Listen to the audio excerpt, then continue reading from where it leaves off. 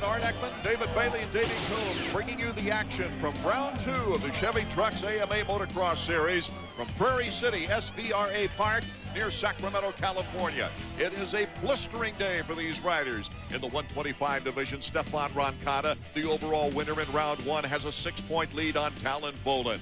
Pastrana and Lamson in third. Let's go to Davey, who's with a guy with a new cast. One of the most impressive rookie debuts we've seen in a while came last week at Glen Helen with 16-year-old Travis Pastrana. But the thing is, it came with an injury. Travis, what happened? Well, I was just riding up on, I was in second place in the second moto, feeling like I was riding really well. You know, my Suzuki felt great. 5 laps to go, and I just fell over on the top of Mount St. Helens going no more than 5 miles an hour, and it just hit just wrong, and it ended up tearing some ligaments through my hand and into my wrist. So doctor recommended I ride with the cast again. How hard is it to ride with the cast? It's not actually as bad as Supercross. With the outdoors, you know, you're not on and off quite as much, so it goes a little bit further up my wrist, and I don't have full motion, but you know, I feel pretty much 100%. Whatever I place, it's not because of the cast. It's a little painful, but when you're riding, you usually don't feel too much. So just go out there, give it my all, and you know, I got to try to get some top 5s here, and then hopefully when it goes back East Coast, start putting in hopefully some victories. So there you have it. A 3-4 last week for Travis Pastrana with an injured thumb. We'll see if he can do better this week with a cast.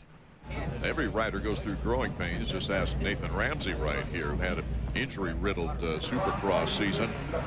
But it looks like Travis Pastrana's having it all in 1 year. Very relaxed Tallon Vohland as we go to the Suzuki starting grid. Roncada leading things off with Tallon Vohland, a pro circuit Kawasaki Pastrana. And then the guy who's coming back to his home track, Steve Lamson, who has 3 of his 20 wins right here on this track. Casey Johnson, 5th overall at Glen Helen. Ernesto Fonseca out of Costa Rica. Nick Way hoping for a better performance, as is Justin Buckelew, who was 9th overall in the series opener. As we take a look at the rest of the field, Brock Sellards, Nathan Ramsey, Michael Brandis, Casey Lytle, all these guys hoping for better performances here in round 2 and kind of get back on track, David Bailey. Speaking of track, Art, it's completely different here for round 2. There's still some hills out here and some off-cambers, but nothing like Glen Helen. And Tallon Vohland and Steve Lamson are ready to duel it out. Kind of the hometown track for both of them. Taking a look at it, you see after they go off the start and make a right, they go up and have a little switchback up there at the top. And they've added some whoops in other spots, but for more, let's take a ride around this racetrack with Davey Coombs. Now on the S-turn. Tell by my voice, it's pretty rough and slick.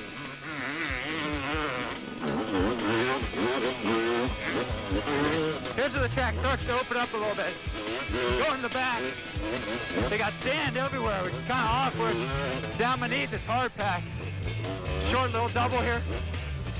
Roll the outside. Now we're coming up on the whoop section. The weird thing is, they're not real peaked like Supercross whoops. Outdoor whoops tend to be a little harder sometimes. They get rutted. You have to single through like that. Every now and then lift your wheel over. Now here's that big downhill double. I'm not going to jump it, but this guy will. See how far it is.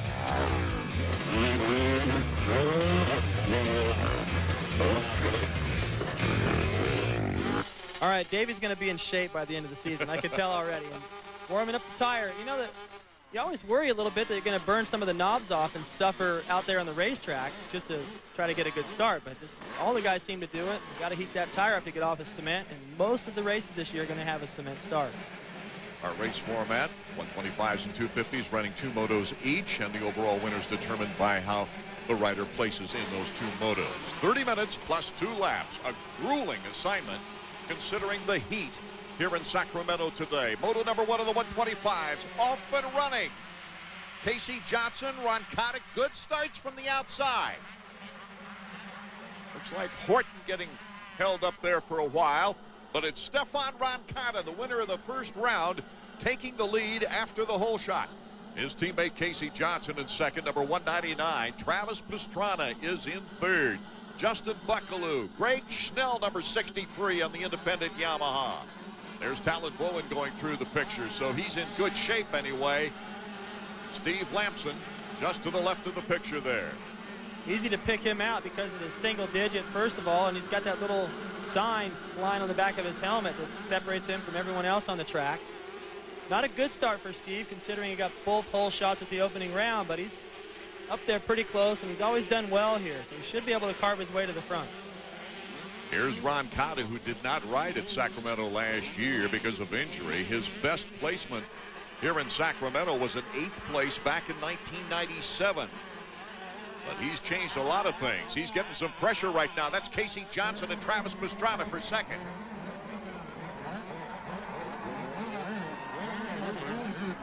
And Pastrana makes the inside move on Casey Johnson into second place. That cast obviously not bothering him here in the early going. Headed for those difficult whoops that Davey was talking about. And oh, look at that. Travis Pastrana goes down. Gets up quickly like he doesn't have a cast on the wrist. But he stalled the engine, trying to get going right there. Look at all the riders going by. Take another look. He jumps in 3. Good timing. He tries to let the back wheel touch and hop over this one here. He cases it, though. The frame drags, just throws the back end out from underneath him. He tried to hold on to the last second, but how hard can he hold on with the cast? I mean, he really had no chance to save it. Boy, that was a rough crash, just trying to hold on as Stephane Roncada still in the lead with Casey Johnson in second place. Justin Buckelew's in third. That's a great race so far for Buckelew. Rodrig Thain on the KTM in fourth, and Sellards moves into fifth. Pastrana in 22nd.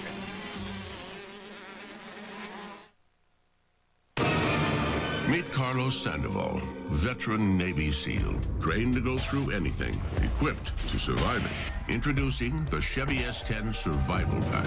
CD, automatic, air, aluminum wheels. Over $1,300 in savings and $1,250 cash back. You might think all that comfort could weaken a Navy SEAL. Fat chance. Chevy S10, like a rock.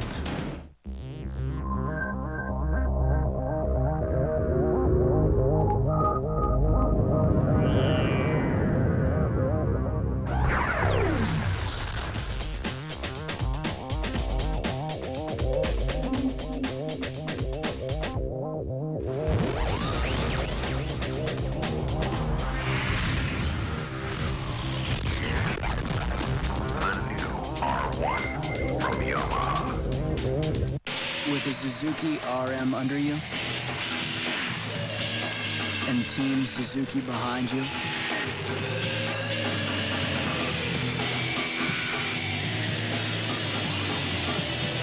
there will be absolutely nobody in front of you.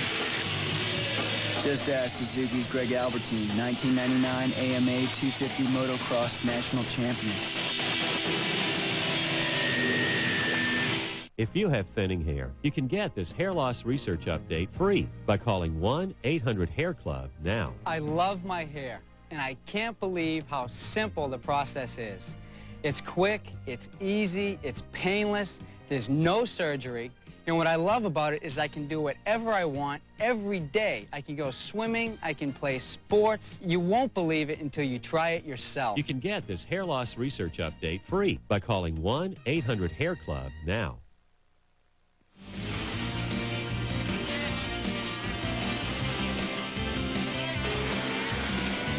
The Chevy Trucks AMA Motocross Series is brought to you by Chevrolet Trucks, the most dependable, longest-lasting trucks on the road.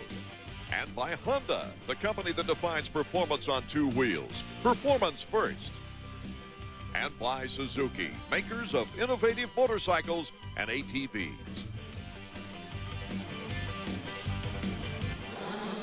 Continuing Moto 1 of the 125s from the Hangtown Classic. Stephane Roncada still our leader.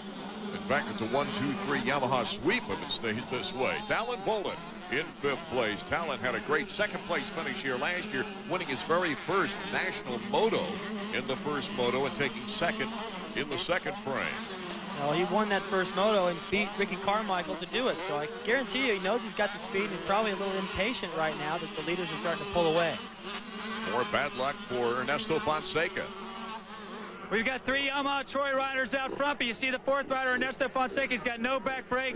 Kenny Germain, see what he can do. This moto's over for Ernesto. All he can salvage now is a few laps of practice on the track. Get ready for the second moto. Look at that. That's kind of been the story of Fonseca all year. He can't even get back on the track right. Here's the battle for third. Justin Buckelew and Rodrig Thain on the KTM. Thain starting to apply the pressure now on Buckelew. These two guys finished real close together in the opener. Thain, who makes the pass on the inside. Here comes Tallon Vohland next. Tallon Vohland looking for the opportunity against Justin Buckelew. He's going to mention that Thain took an 8th, Buckelew a 9th, and Tallon Vohland, of course, took 2nd place in the opener. Vohland makes the inside and that loop section work. That's what Travis Pastrana was trying to do in the opening lap. Just got a little bit ahead of himself. So no problem for Vohland making the pass. He's working his way to the front, but he's losing a little bit of time to the leaders. Roncada is setting a blistering pace out front. Tallon Vohland is having to ride on the edge to try to catch up. Now, how can you tell that? Because he always looks like he's on the edge to me. This guy tries so hard. Doesn't worry. He's a little bit like Carmichael in the 250 class. He just pins it, the bike wobbles and dances around, and doesn't really seem to bother him much. As long as he's going fast and gaining time, that's the main thing he focuses on. Well, Thain is holding him off fairly well. Thain having a very good first full season in America. He didn't qualify for the first Supercross, but finished in the top 10 in all the rest. Even led 5 laps at Houston, finishing 3rd in that one in the Supercross wars. So number 120, the young Frenchman, is not as heralded as some of the Frenchmen, but he's doing a good job on that KTM. He has really impressed me at times, in both indoors and now out. The KTM's got a lot of horsepower. I think that Vohland is finding that out right now as he tries to stay close to him out of these corners up the hills. He's not able to gain at all. Plus, that KTM seems to track pretty good through these slippery corners. Well, Tallon Vohland is right in the thick of things in the points race. His teammate who won the 125 West, Shea Bentley, is still on the shelf. He had a stomach problem in the last Supercross race in Las Vegas, and it still has not cleared up. They don't expect him till Millville, maybe. That's really too bad, because here's a guy that had to be considered as one of the contenders for this class, the #1 plate indoors, and can't even ride right now. Look at that inside move.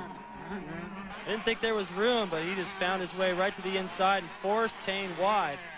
Watch him cut to the inside. This line's been working for him.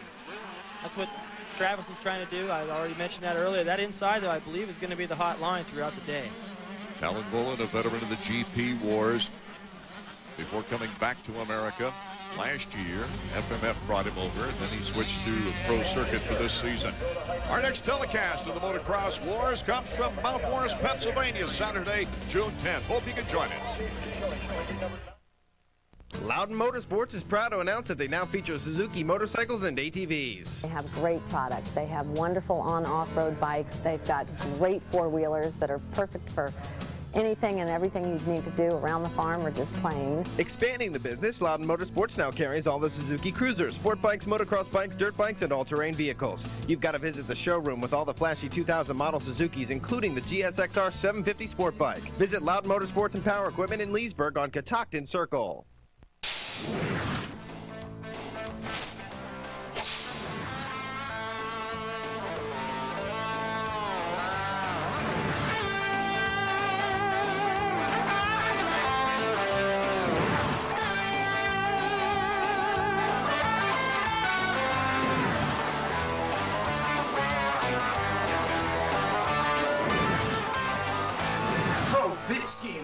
Everything you need to hit the slopes or the pavement. Oh, Oscar de la Hoya, Tiger Woods. It's 3Play at ESPN.com. You log on, you register, and every day you get 3 new athletes. Then whoever gets the best stats wins some serious scotto. Ken Griffey Jr., Alonso Jr., a filly in the 9th named Jr. 3Play at ESPN.com. It's free, it's sports. Give me the briefcase. It's money.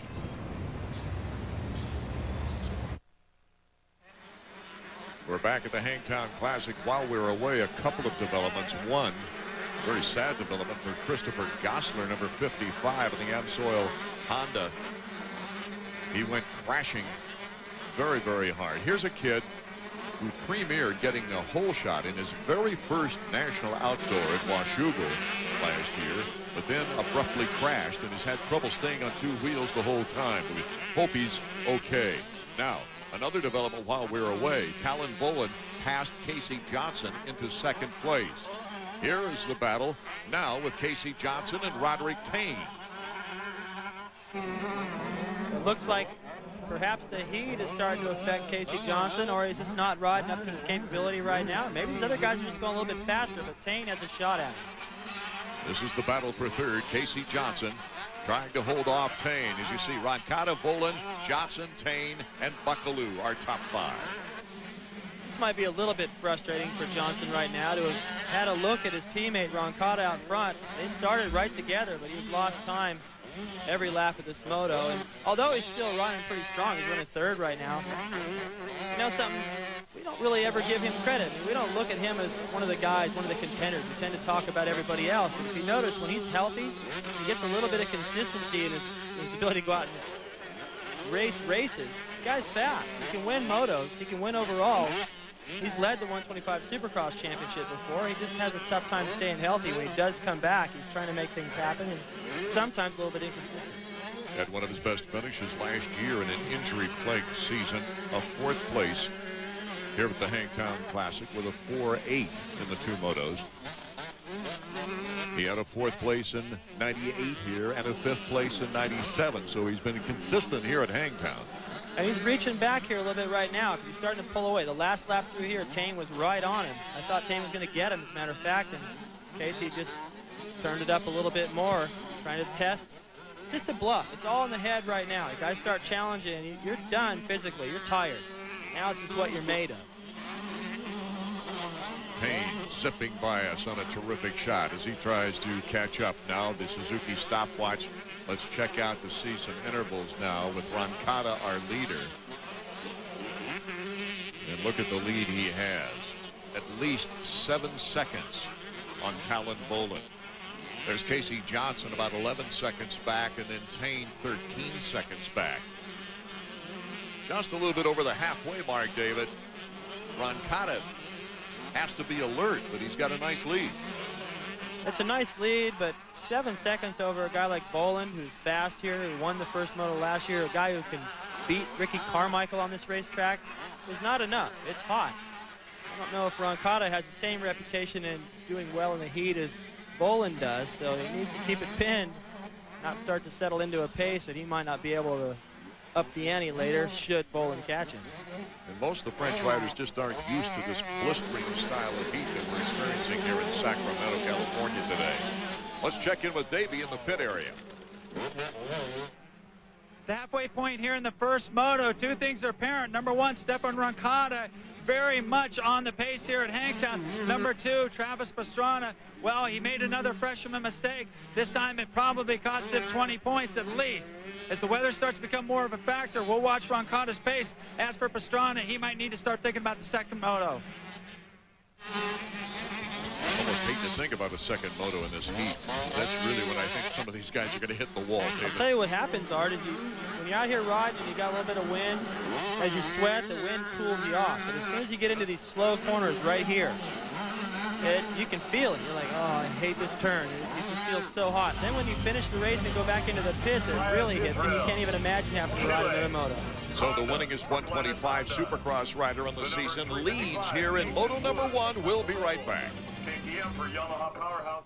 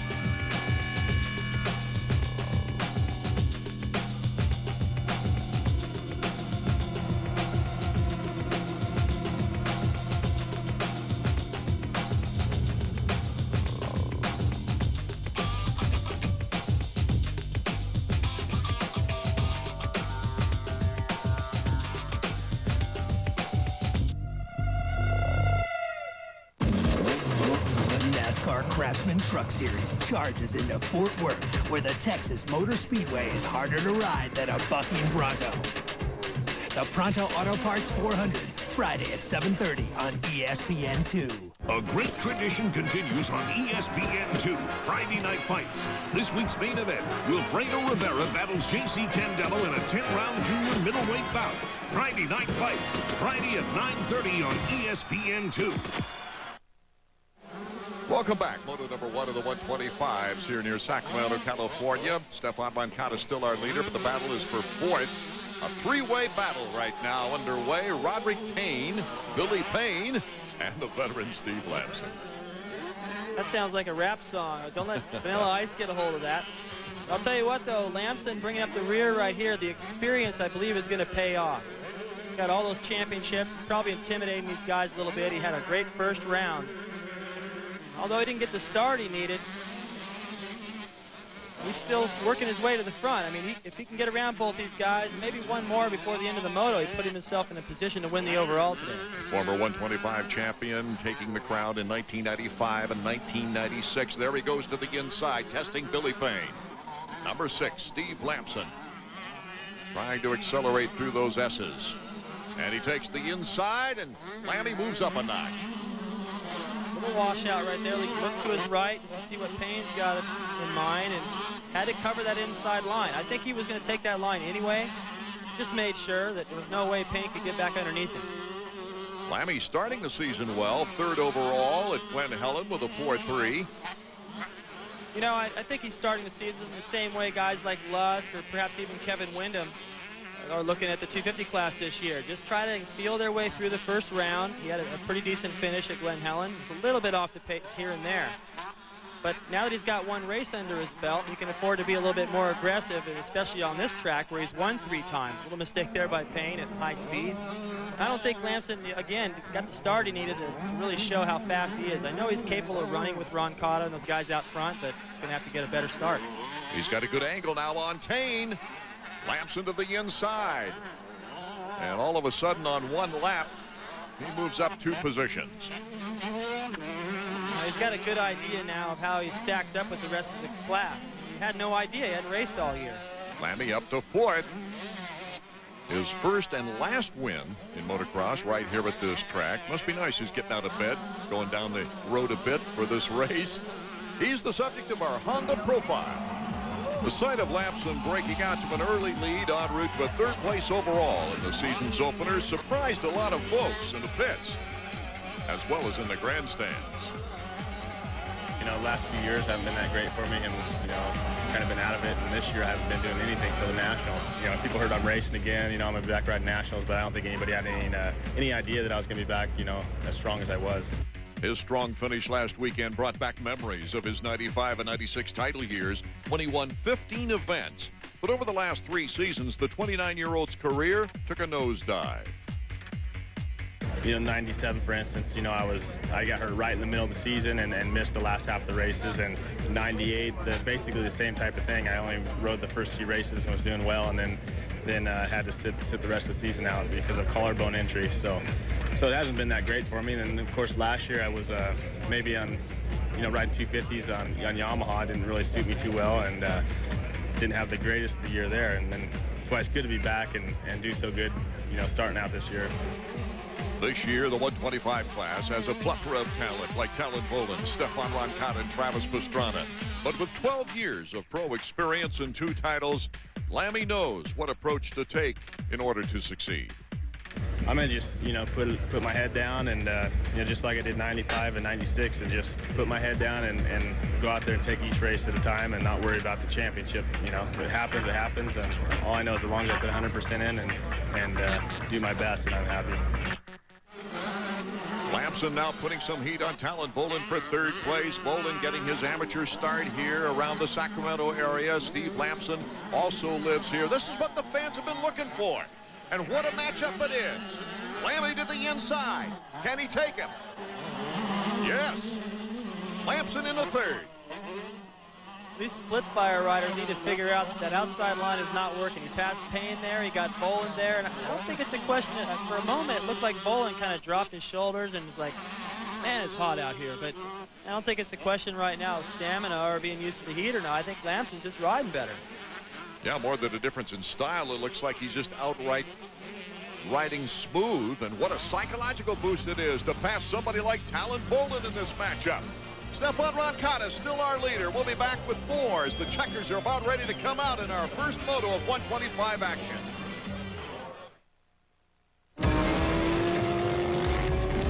The rumble of a big V twin makes your blood race. You grew up on the pegs of a dirt bike. You could smell a carb running rich from a mile away.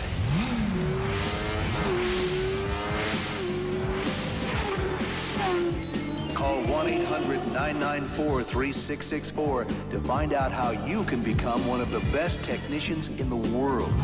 Motorcycle Mechanics Institute.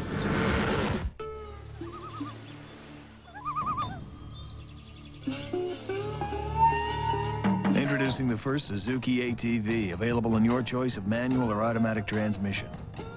The Quad Runner 500, an all-new Quad Master 500. The choice is yours.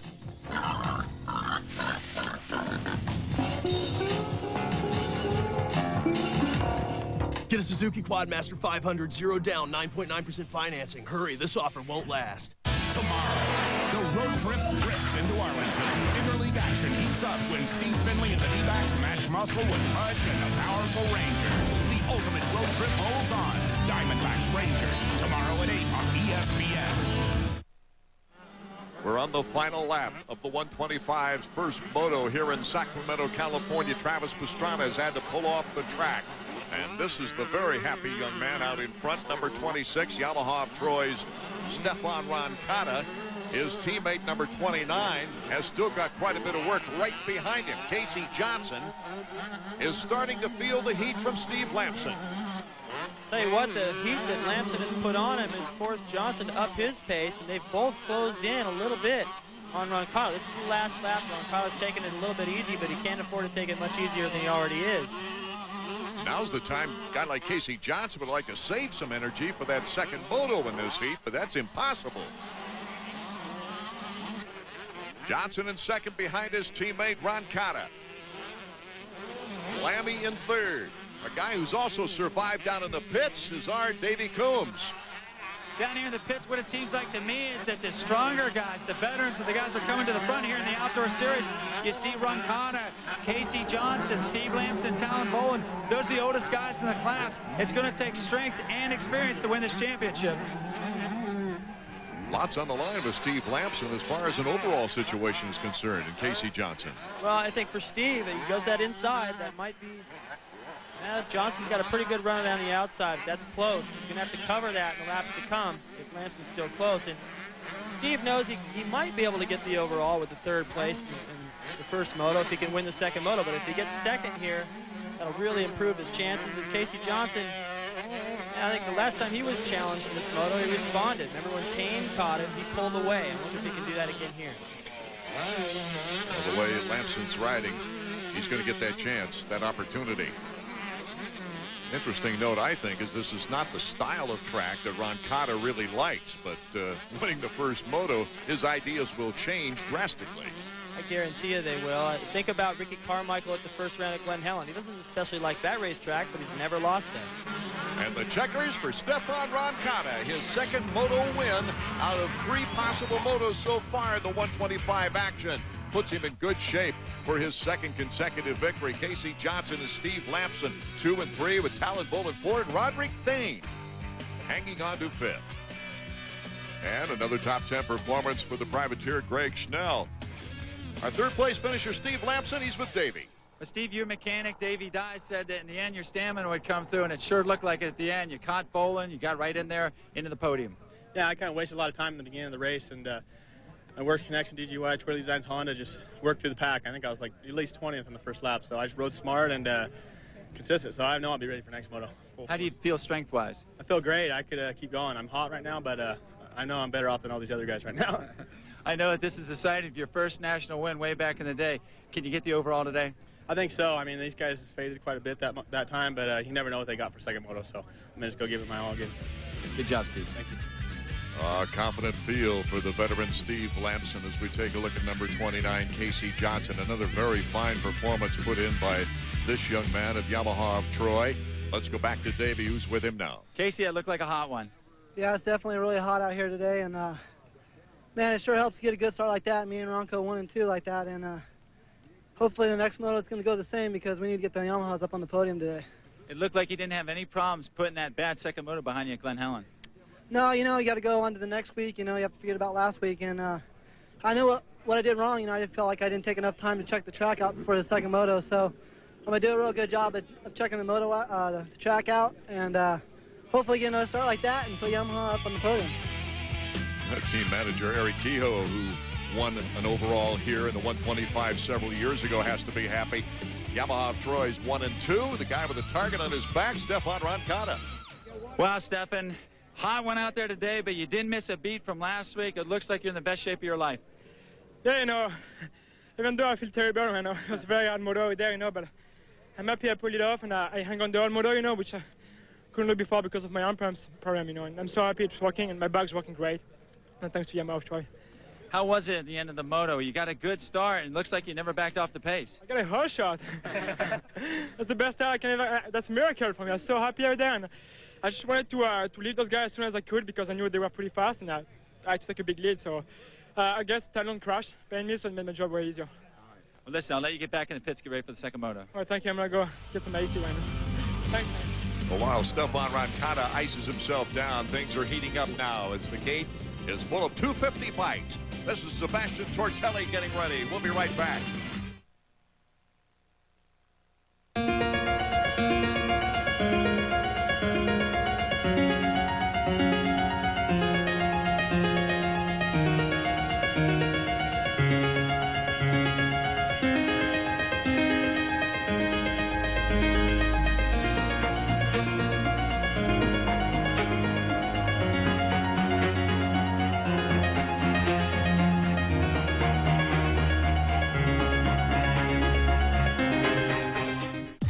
Ready to lose weight, muscle up, and get back into shape, I've got a free video you're gonna love. Introducing a winning fitness strategy. You gotta eat healthy, drink plenty of water, and most importantly, strength train with Vohland. Strength training adds muscle. Not only does your shape look better, you actually increase your metabolism. Hey, I'm 41, and I'm in the best shape of my life. And I can tell you, Bowflex really does work. For a free video and brochure on the machine that can help you get into great shape at any age, call right now. Meet the inspiration behind the truck. We thought of them when we gave it the most powerful V8 of any 4x4 pickup. We thought of them when we gave it a bigger extended cab than Ford F-150 or Dodge Ram.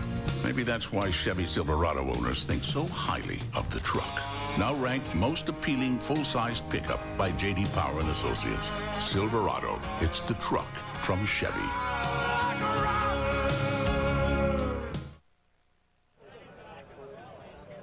The fans here in Sacramento, California, getting ready for the first moto of 250 action. And the heat persists as you see the umbrellas out trying to help the riders as they mount their bikes at the gate. Erzberlusk approaching the season with a rather conservative style after being out with injury. Sebastien Tortelli, though, certainly has done a great job. He proved last year that he was here to stay as far as motocross is concerned. #1 in points before getting injured at Unadilla. And he had a very strong 2-2 performance in the season opener. Right next to Robbie Reynard is David Vuillemin, who's off to such a tremendous start in his first full season in 250 action. There's Tim Ferry. But the guy with the target on the back is Ricky Carmichael after taking the overall victory at Glen Helen, winning both motos. It turns out he only has a 6-point lead on Sebastien Tortelli, who went 2-2 in the season's opener. Greg Albertyn right now tied with Vuillemin for third. Earlier, Davey Coombs had a chance to talk with RC.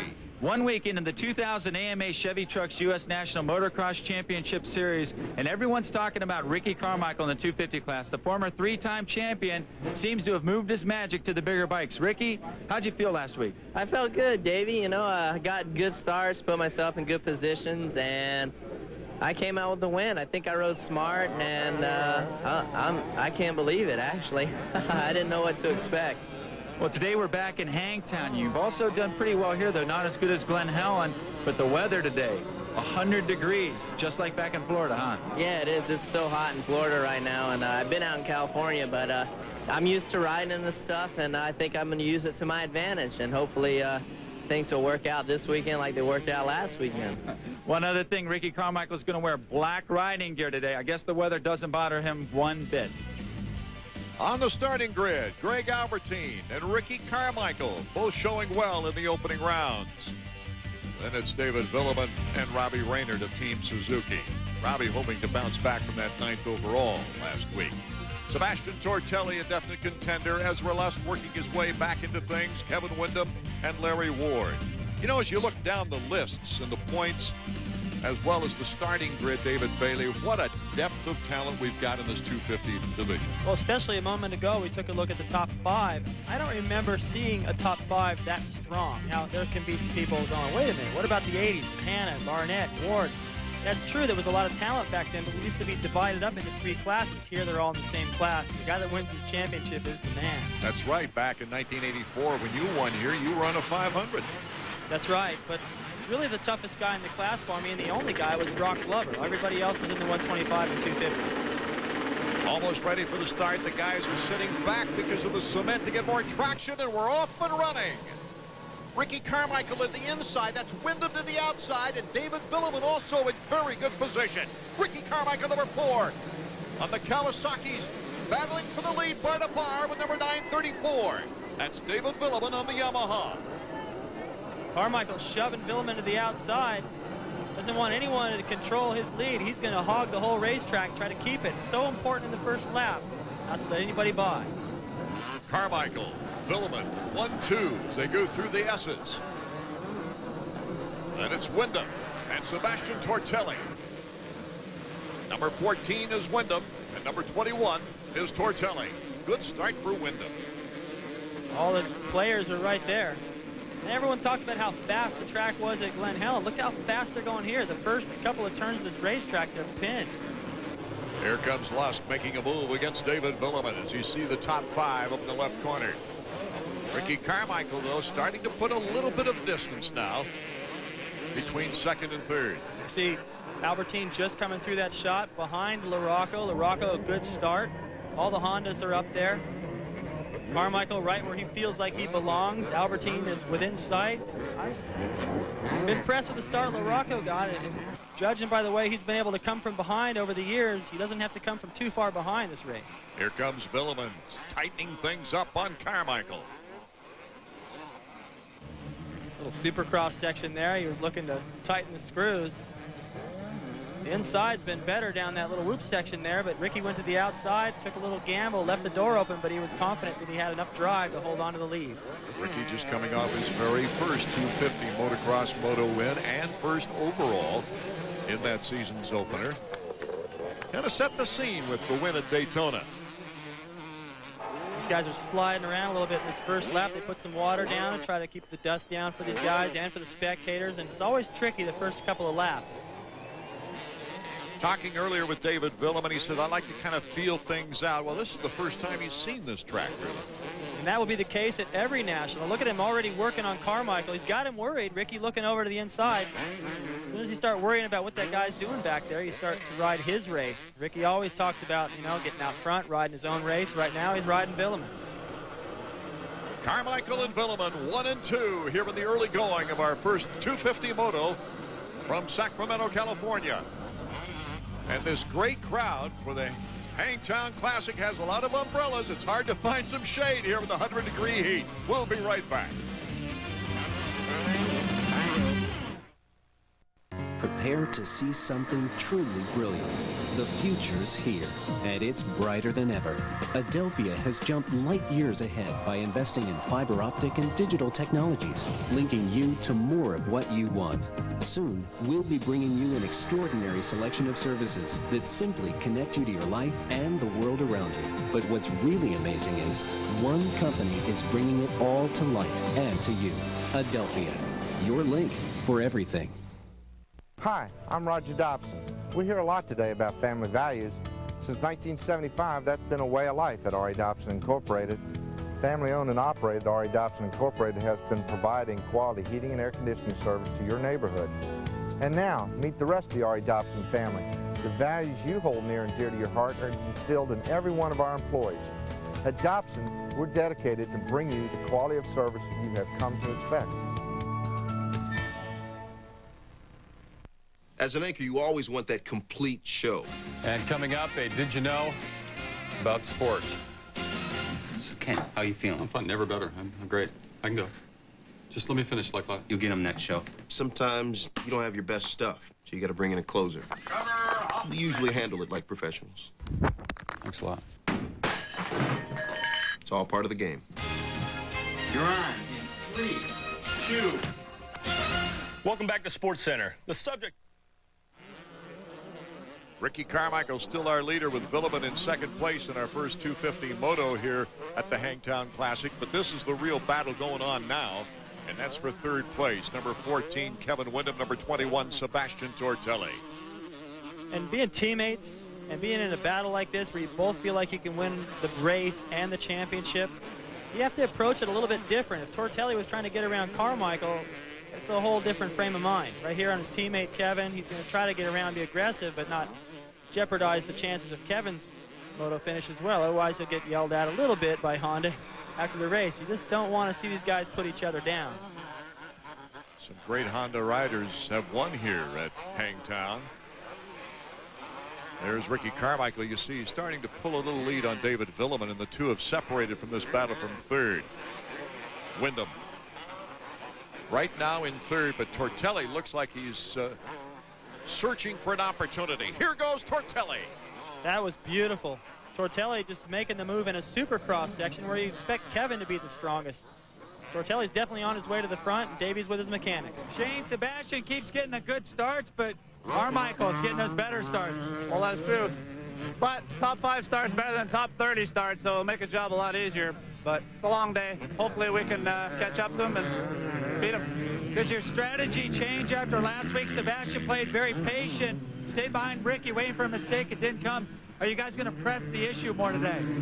Yeah, he was a little surprised by Ricky's speed the whole moto last week, but he didn't. I was more mad for not winning than he was. You know, he wasn't too concerned about it. So he knows it's a long series, but he also knows he can't let Ricky get 2-3 points on him every moto. So he knows he's got to start beating him every moto. Got good starts in the opening round, a whole shot, and also an extremely competitive start in the first moto. You know, this is cool right now, watching Kevin just follow the lines of his teammate. He's starting to learn from where, oh, look at that, little two-wheel drift there because of the little bit extra water. Ricky doesn't need, he'll see a muddy section and just go in there with the same speed he would if it was dry. He doesn't care. But Kevin is learning, though, from his teammate, figuring out where he was faster. They're starting to pull away slightly from their other teammate, Ezra Lusk, who's starting to get some pressure now. What talent we have in a battle for 5th place. Ezra Lusk, Mike LaRocco, and Albertyn. There's LaRocco number 5, the defending champion, Albertyn number 1, who came into this race saying, last week I was racing to get my feet wet after the injury. This week I'm ready to race. I'm way ahead of last year. He's been working on very long motos lately to get himself back into shape after that broken femur mid-season supercross. Well, think about the talent of this class. I mean, we talked about at the beginning of the moto, but Albertyn, the defending champion, riding well here, a decent start, and he's in 7th. And that just goes to show. He's right now, he's trying everything he can to get around. And this is a good track for him. He won here 3 years ago and went 1-2 2 years ago. Let's go down to Davey. Oh, what do you guys got to do to get a start out here? We got a pretty good start today. Hell, we're top 6, so that's pretty good for us. A lot better than last weekend, laying in the first turn. But with Carmichael, Vuillemin, and Tortelli starting in the top 3, you got to improve on that. I know, we're going for the whole shot, but we're jumping off the gate a lot better than usual, and we're liking that. I'll tell you what, even if he gets a good start, he's still got to work on that first couple of laps. There's ways to practice to improve that. He needs to work on it. Is it possible to have a bar-to-bar battle with 3 riders in the same turn? Almost. Mike LaRocco makes a great move. LaRocco, Albie, and Lusk. LaRocco starting to pull away just a little bit as Lusk and Albertyn are dueling it out. Well, it looked like LaRocco got in there and made the pass, and he forced Lusk wide. Albertyn took advantage of it. Looks like he's going to be able to hang on to that spot and go with LaRocco. That would be a good plan because LaRocco, you know, he's going to the front. He never slows down at the end of the race, and if Albie can kind of hitch a ride right here, he may get a look at the top 3 by the end of this race. LaRocco, the second active winningest rider with 11 career national motocross wins. Take a look at this. LaRocco standing up around the outside, puts him on the inside of the next corner, and he just shoves Lusk a little bit wide. That was the line LaRocco wanted to use anyway, though. But he pushes Lusk out there and doesn't really give him a chance to fight off Albie, who took advantage on the inside. LaRocco in 5th, Albertyn in 6th now. Albie's certainly not letting him off the hook. No, he's staying right with him, and that's smart. I bet you right now, and I'm not looking at the exact lap time from that last lap, but LaRocco is starting to find his groove, and he's probably matching the pace of the leaders. So if Albie can hang with him, that tells you these guys are all on the pace. They might be able to catch up late in the race as it gets hot and guys get tired, but it lets you know that they're in this battle, and if they get a better start the second moto, this is going to be a much bigger battle out front. If you just tuned in, Ricky Carmichael is our leader. David Vuillemin in 2nd place. We'll be right back with more 250 action from Sacramento, California, right after these words. Meet Martin Licious, Storm Chaser. Some head for the basement. He heads for a Chevy S10. It's got advantages over Ford Ranger, like better fuel economy, a bigger bed, and standard 4-wheel anti-lock brakes on every model. Because if you want to outrun Mother Nature, you need every advantage you can get. Chevy S10, like a rock.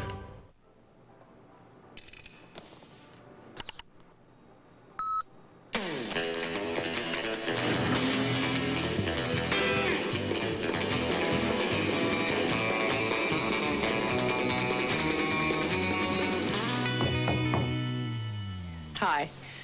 Friday's great. Email. It's kind of slow. Styling, performance, value. Isn't technology great? The Suzuki Katana.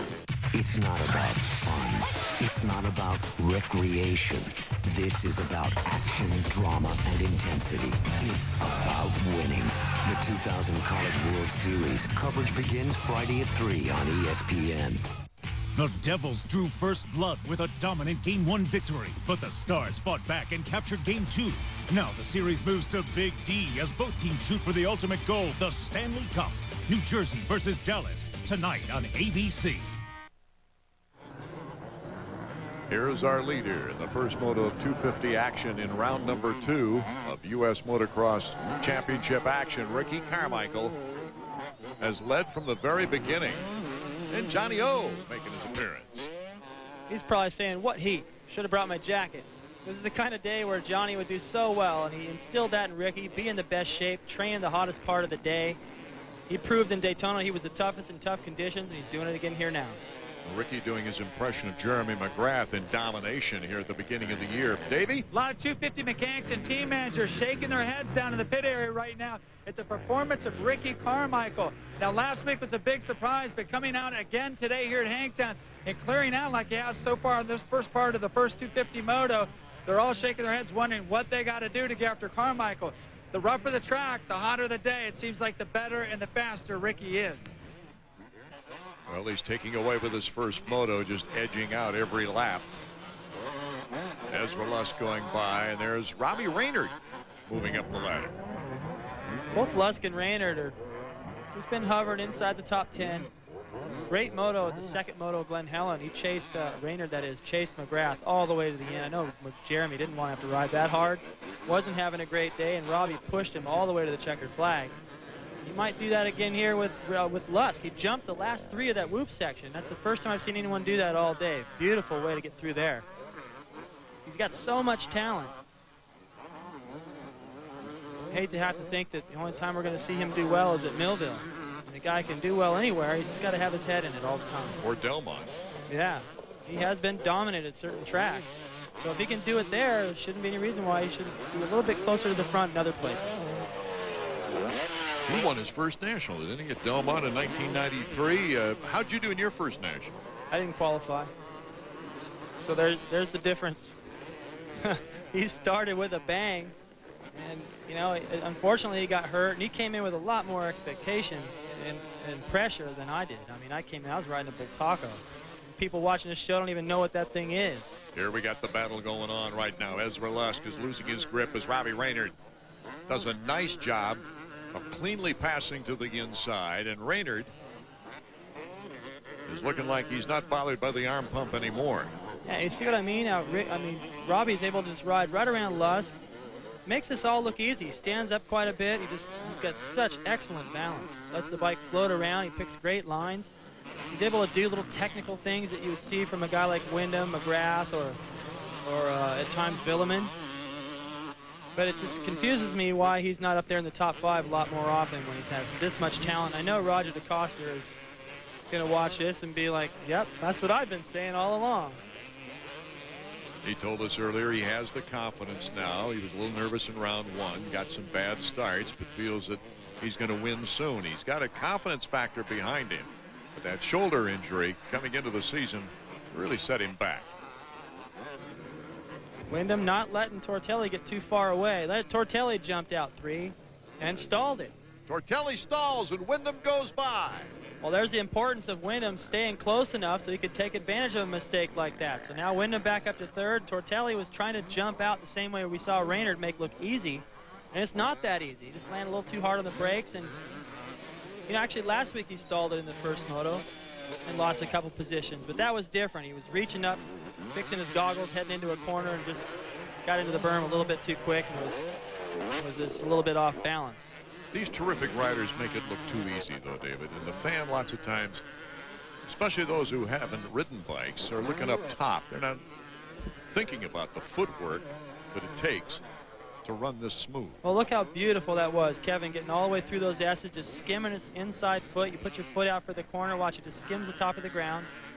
The perfect balance, hitting the rut you need to hit. I mean, you got to pick a line that's only 4 inches wide a lot of times at speed. And if you miss that, you're going down. So you're taking chances out there. You're pushing the limit.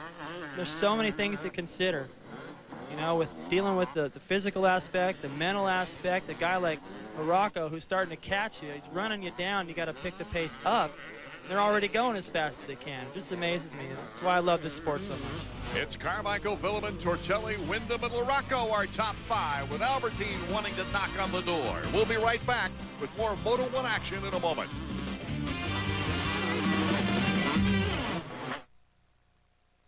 I've heard people say that too much of anything is not good for you, baby. But I don't know about that. It doesn't seem to me like it's enough. It's just not enough. My darling, I can't get enough of your love, baby. One look at the Yamaha Roadstar, the world's biggest V-twin cruiser, and you won't be able to get enough either. Here's another breakthrough from Craftsman. It's the Clench Wrench, available only from Sears. All jobs become easier when you have the right tool. With the Craftsman Clench Wrench, the harder you pull, the tighter it grips. As you apply more pressure to the handle, the pivoting jaw holds the bolt tighter and tighter. The Clench Wrench automatically self-adjusts to 15 popular standard and metric size nuts and bolts, so there's no guesswork. At $19.99, the Craftsman Clench Wrench is a real value. With its spring-loaded jaw and easy-open thumb lever, the Clench Wrench is a snap to use. Once in place, it's self-ratcheting. Just swing the handle back and it automatically resets. You don't have to remove and reposition it after each turn. You only need one tool for dozens of household and automotive projects. Sears, the good life at a great price. Guaranteed. Have your Sears or other credit card ready and call 1-800-525-7700 to order your Craftsman Clench Wrench for only $19.99 plus shipping and handling. Call now. It's Soccer Saturday on ESPN2. Moreno and the United will be looking to avenge a disappointing home loss when they battle Dante Washington and the crew in Columbus. DC United Columbus tonight at 8 on ESPN2. Welcome back to the Hangtown Classic, our first moto for the 250s. And a good battle going on behind the leaders here. And it's 3 Hondas. Sebastien Tortelli in 4th place. Mike LaRocco right behind him. If I was Tortelli, I wouldn't want number 5 bearing down on me with a little ways to go in the race. You do kind of want to take it easy just a little bit. I mean, he's still trying to catch Kevin. And in order to do that, he needs to not have to worry about a guy chasing him down. Mike will not leave you alone. Whatever pace you're able to pick it up to, he's able to match it. Windham, Tortelli, and LaRocco. But everybody's behind Carmichael and Vuillemin. I know, and you know, look at the hand guards now. Tortelli running them, LaRocco running them. I'm seeing a lot more of those these days, and it's not like this track's rocky. You used to only see them at Binghamton. Or Unadilla. Yeah. LaRocco staying close. He doesn't really care, I don't think, that he's got two Hondas in front of him either. You know, these are semi-teammates, but he'll shove LaRocco to the outside over the berm if he has to pick up a position. Who could forget when they were on Kawasaki's, LaRocco and MK. Mike Kudrowski going at it. Mike Kudrowski got so frustrated he launched a bike at LaRocco. That's right. Yeah, it was in Buchanan. Here's our leader, number 4, Ricky Carmichael, putting himself in terrific position to become one of 4 riders to win a 125 and a 250 race here at the Hangtown Classic. That seems like a large number of riders to do that. Final lap underway for Ricky Carmichael. McGrath did it, Bradshaw did it, Jeff Ward did it. Ricky Carmichael would like to add his name to that list. Well, I would have never guessed that. I didn't think there was that many riders that could have won both classes. I thought there was only a couple. We haven't seen much of David Vuillemin. He's just been peppering right along in second place. Well, he needs to get into battle or something, so we got a reason to get in there. Now he's got to work his way through these lappers. That's Jason Thomas just ahead of him. They're lapping up in the field pretty far.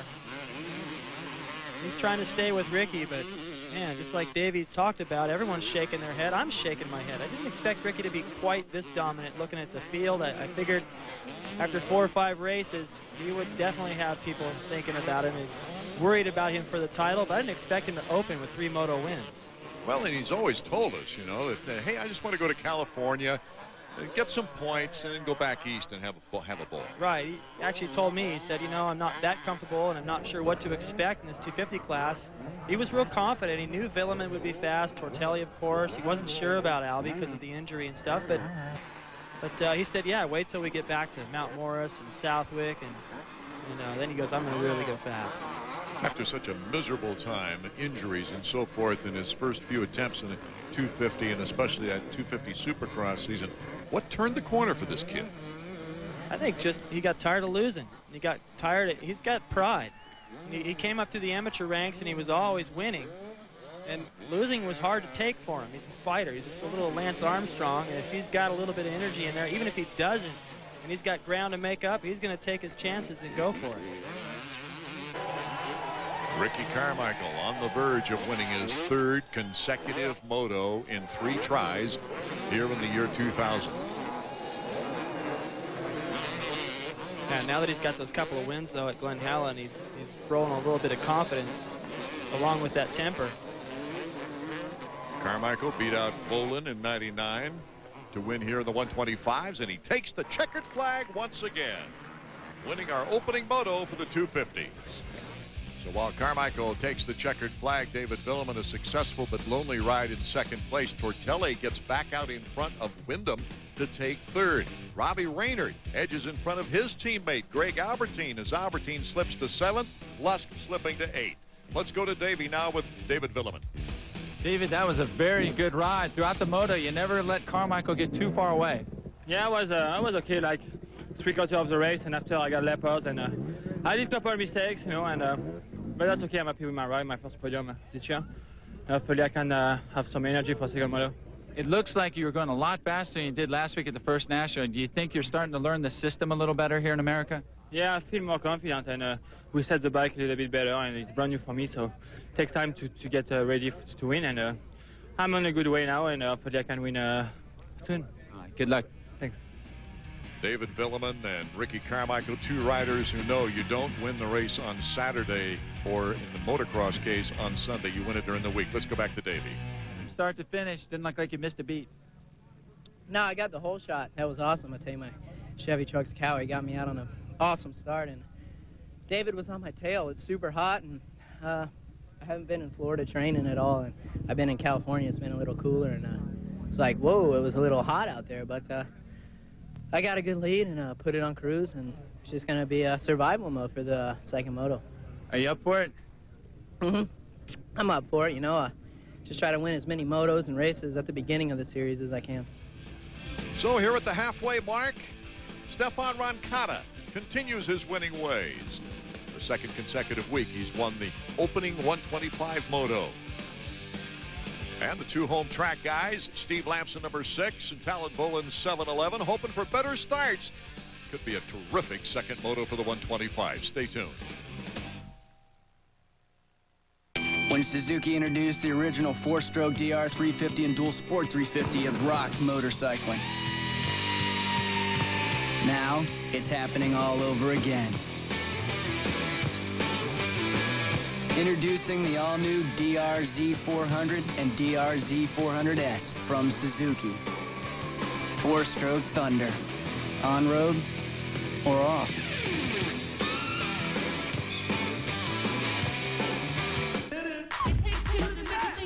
To talk, to listen, or just to let loose. That's the power of 2. Introducing Sprint 1000, 1,000 minutes of long distance for just $20 a month. That's as low as 2 cents a minute. Just switch to Sprint 1000 at 1-800-PIN-DROP. To laugh, to chat, to keep up. And you can choose the plan that's right for you. If you make most of your calls at night, there's Sprint 1000 nights. Call all night long, 7 days a week for as low as 2 cents a minute. To break up, to make up, to say what's new. Or you can choose to call all weekend long with Sprint 1000 weekends. To catch up, to relax, to unwind. Every night or all weekend long. The choice is yours.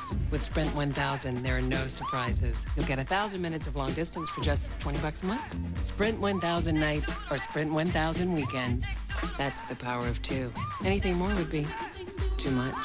Call 1-800-PIN-DROP and switch to Sprint 1000.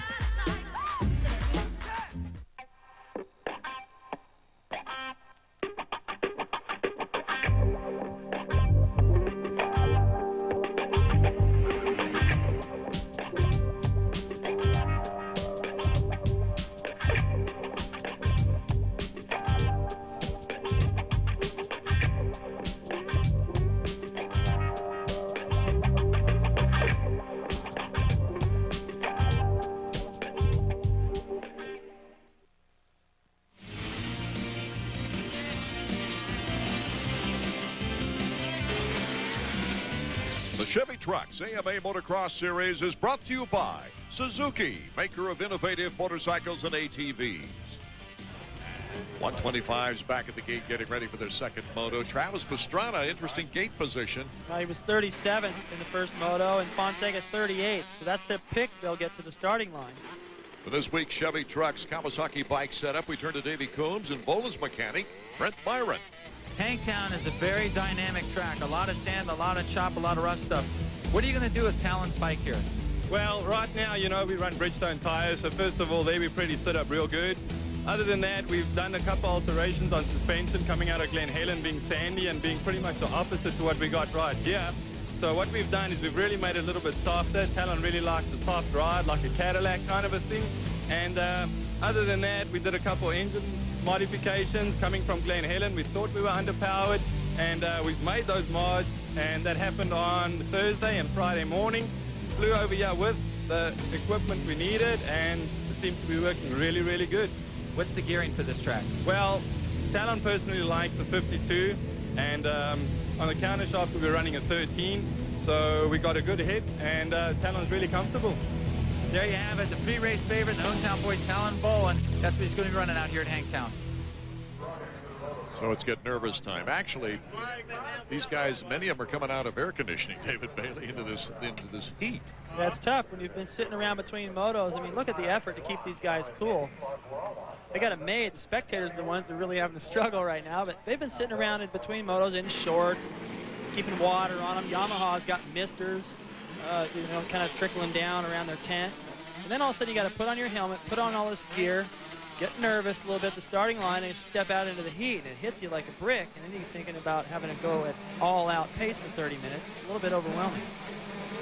30-second board is up. When they move that sideways, it's between 5 and 10 seconds. The gate will drop.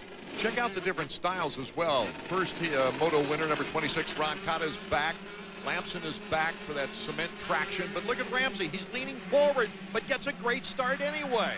Well, that shoots that theory down a little bit. Ramsey gets the whole shot. Mayhem, though, back in the first turn.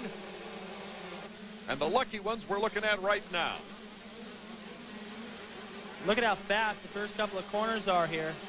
Everyone getting a clean start. It's a little sketchy to be stuck there in the middle, but look at the first corner. Watch right here in the middle. It looks like Schnell right there in the blue. He gets bumps with another rider, sends him straight. He hits the Kawasaki rider, who goes straight into the hay bales. The hay bales doing their job.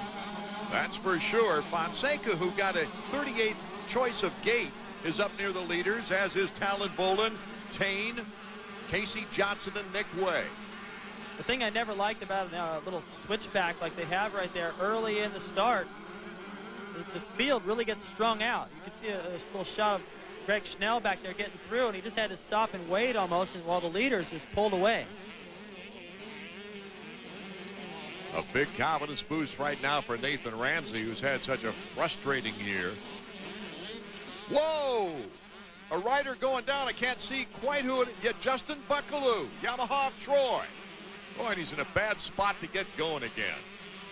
Looks like he's got his legs stuck underneath there. He can't scoot back. He can't pick the bike up. There he goes. He's had a tough season. The he's really fast. He's a nice kid. He seems to work hard. He led Anaheim Supercross there briefly. I think he was running right up near the front and went off the track. And it's been like that for him all year. It's another one of those, like we talked about Travis Pastrana, as we get a shot of him right here ahead of Lamson. Going through all the growing pains and stuff that took me 3 or 4 years to get through. He's had it all happen to him in the first season of his pro career. He's in 6th, with Lamson in 7th, and Roncada is back in 12th, our first moto winner. He's going to have to work a lot harder this time. Now he'll see what it feels like to be back there, having to work your way through. Boy, there's a competitive train. Fonseca, Vohland, and Thain going at it for 2nd and 3rd and 4th. But Ramsey's our leader. We'll be right back. It's spring savings time at all 8 D.C. area Suzuki dealers. Take advantage of special savings on the award-winning V6 Grand Vitara, the only V6 in its class. For a limited time, you can purchase this outstanding 4-wheel drive SUV for under $20,000 with 0.9% financing available for 24 months. See the D.C. Suzuki 8 for peak performance at affordable prices. Your keys may be the cure for cancer.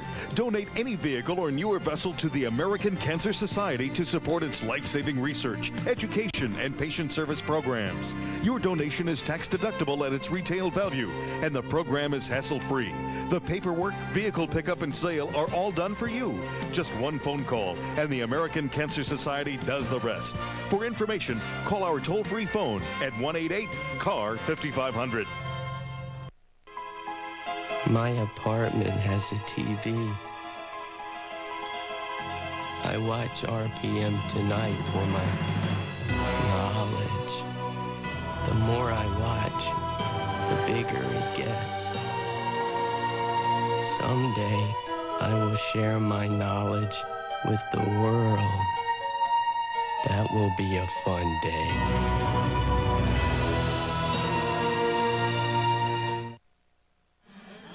Welcome back to our second 125 moto. After Roncada wins the first moto, Nathan Ramsey is leading the second moto. But what a battle we've got going on behind Ramsey. For instance, for second place, here's Ernesto Fonseca trying to hold off the Pro Circuit Kawasaki of number 711, Tallon Vohland. And Vohland looking like he's a hungry youngster once again. Vohland is now in second place. Can he hold on to it? Ernesto takes the inside, and Vohland now establishes himself in second place. He really had to muscle his way in there to get that done. Jumped into the inside, went off of a little right-hander jump, landed in the berm, got a little fishtail out of it, but didn't matter. He controlled the line. Whoa, here comes Fonseca once again.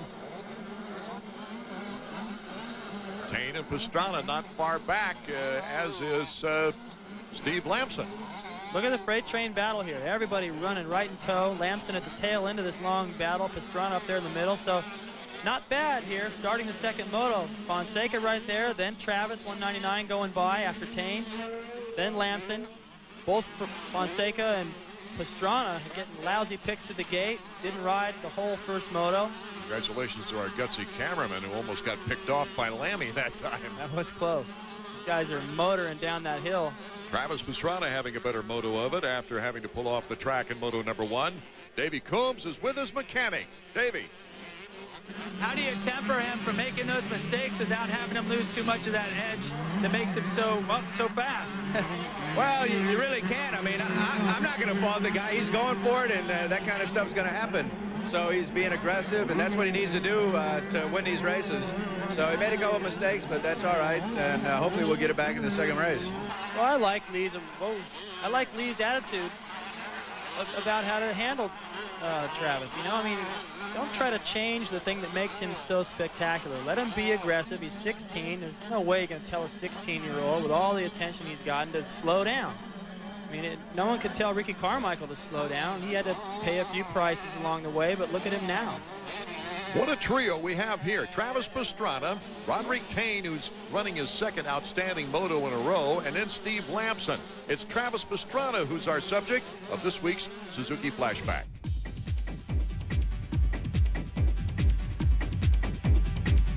It was at the ESPN X Games last summer in San Francisco, California, where a 15-year-old kid named Travis Pastrana mesmerized the nation with his gold medal performance in the freestyle motorcycle competition. I think the X Games was a great event for me. It was the first really big freestyle motocross event that I was participating in. You know, I kind of came up with the freestyle movement. It's a really new thing that's just really catching on. And with the X Games, I mean, all my friends and everything could watch, and that was really cool. It's my first step as kind of becoming a professional racer. So definitely I've taken a lot of what I've learned from doing the jump contest into the racing, and, you know, got to realize what it's like to sign some autographs, talk to cameramen, and, you know, also go out there in front of all those people. While there's no question Travis's jumps were simply incredible that day, it was his final stunt that will forever have people talking. I had already won the X Games in the first round.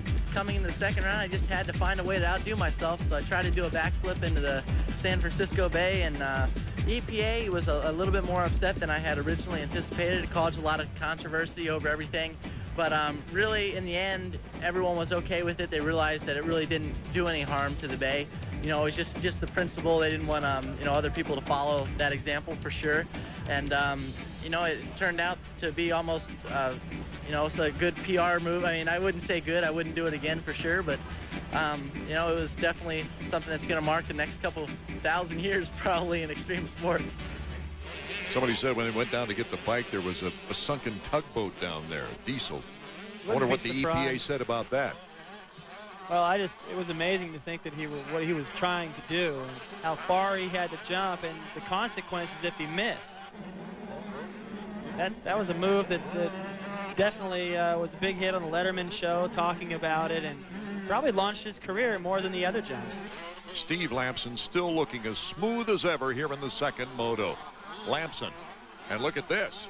Travis Pastrana making a move on Fonseca, passes to the inside. Pastrana moving up a notch. Boy, one little mistake, and you could have two riders pass you just like that. There's Nick Wade chasing this group, trying to stay in contact, take advantage of little mistakes here and there. And you're right, everyone's so close now. Look at that. One rider, if Travis makes a mistake here, he could lose 4 or 5 positions. So the battle for third is on. So the Fonseca fans are excited now. Well, you take a look at both these guys. Neither one of them finished the first moto. Gives you a good idea of the total excitement throughout the day you get when you go to a motocross. This is our second moto for the 125s. Roncada won the first. Ramsey still leads the second with his Pro Circuit teammate Tallon Vohland behind him. We'll be right back. So what's on for today? Boss wants you, me, and Charlie to take the new Silverado and move them bales.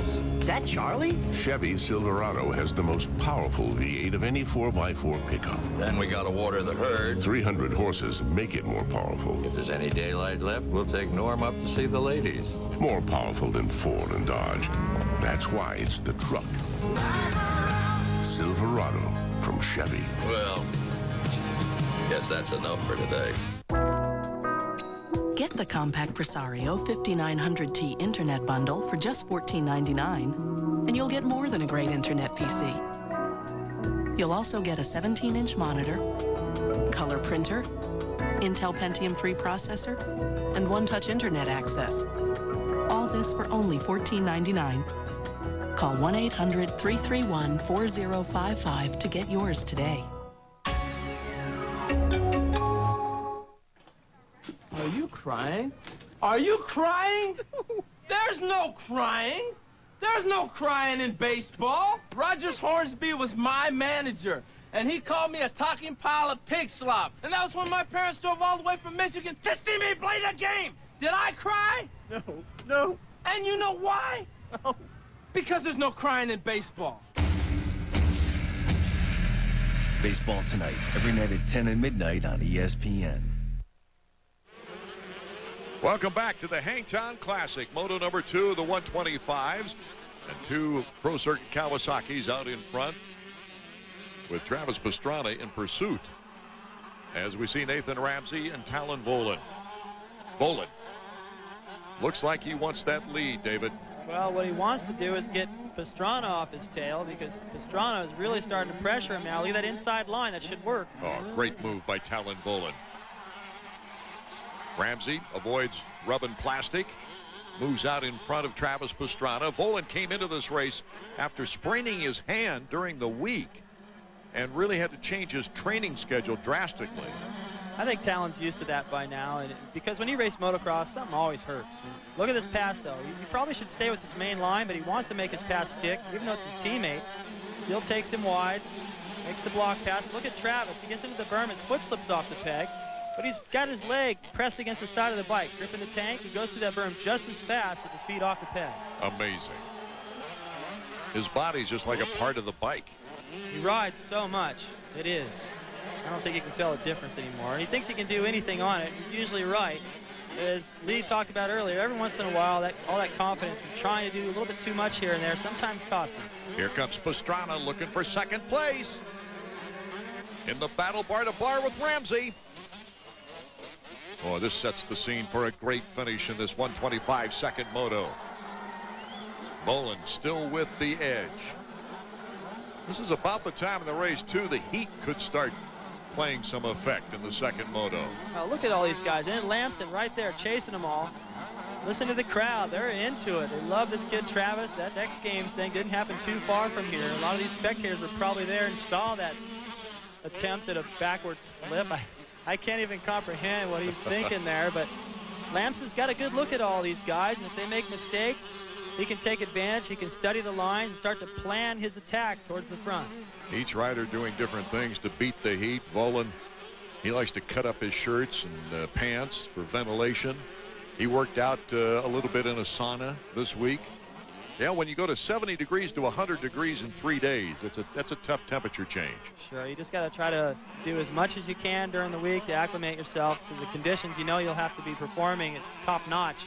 And Travis's hand is, you know, we talked about that at the top of the show. He's riding in a cast. Imagine how that feels right now. Here comes Travis Pastrana. Ramsey going wide. Pastrana is open. Look at Ramsey, though. Boy, Ramsey just doesn't want to give that second position up. That's for sure. And Lamson is in great position back there. They really picked it up a notch in the whoop section that time. Travis didn't get the timing he wanted. Ramsey was trying to hold them off, and they just went wide open through those things like they were the little stutters that you see in a whoop section of the Supercross, and they're huge. Well, conditioning, but also courage plays a big part right now. Vohland, Ramsey, Pastrana, Lamson. As they go through the main spectator area, they're on their feet, they're loud. The hometown favorites are bookending this battle. Tallon out front, Lamson bringing up the rear, chasing Travis Pastrana, the new kid. There's plenty to cheer about right now. These guys are all taking a different line. I can't wait to see what happens. Pastrana usually doesn't let the person in front of him influence him, but with Lamson in back of him, would that change your strategy any? Look at Lamson. Lamson just took third in front of Pastrana. Pastrana just changed his line up a little bit. Might have been thinking just a little bit too much, and Lamson just snuck right in there. I don't think Travis realized he was that close. Boy, this track's really getting ruddy. It's tough. It's a little bit one line through that section back there. But everywhere else, it looks like you can pretty much go where you need to. So everything points to a bang, bang, bang, bang finish. 4 riders grouped out front have left the pack behind. Tallon Vohland is looking for a victory right now. Nothing is for sure, though, with Ramsey, Lamson, and Pastrana right behind him. Not a bad moto for Casey Johnson sitting in 5th, but no, that was weird. Travis just threw off something. He threw off a glove. He was shaking his hand. I guess that's what it was. That was weird. You know, that might have been messing with his concentration a little while ago and allowed Lamson to get by. What a battle we've got going on right now. 3 riders just banging it out. It's almost good not to be in the lead right now, you think. You can pick your line. Look at that. Lamson in 2nd place. Lamson, the crowd going wild. Lamson in 1st place. Steve Lamson goes from 3rd to 1st. Both pro circuit Kawasaki riders not giving in either as Pastrana's in 4th. Take another look. Well, Lamson was trying to figure out where to go. He cuts back to the inside. Just cuts the inside of Ramsey right there, and at the same time, Vohland made a little bit of a mistake to get through that whoop section as quick as he needed to, and Lamson took advantage. Travis is still in contact with those guys, and I got to think, Art, if that in fact was his glove that he threw off, that had to be bothering him, and he's actually picked it back up now. They say it's your race, but anything can happen as we find out when we return. Steve Lamson in the lead.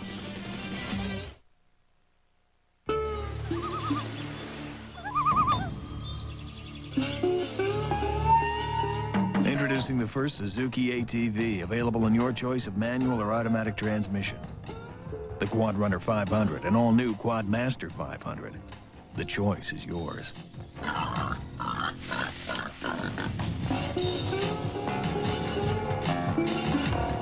Get a Suzuki Quadmaster 500, 0 down, 9.9% financing. Hurry, this offer won't last.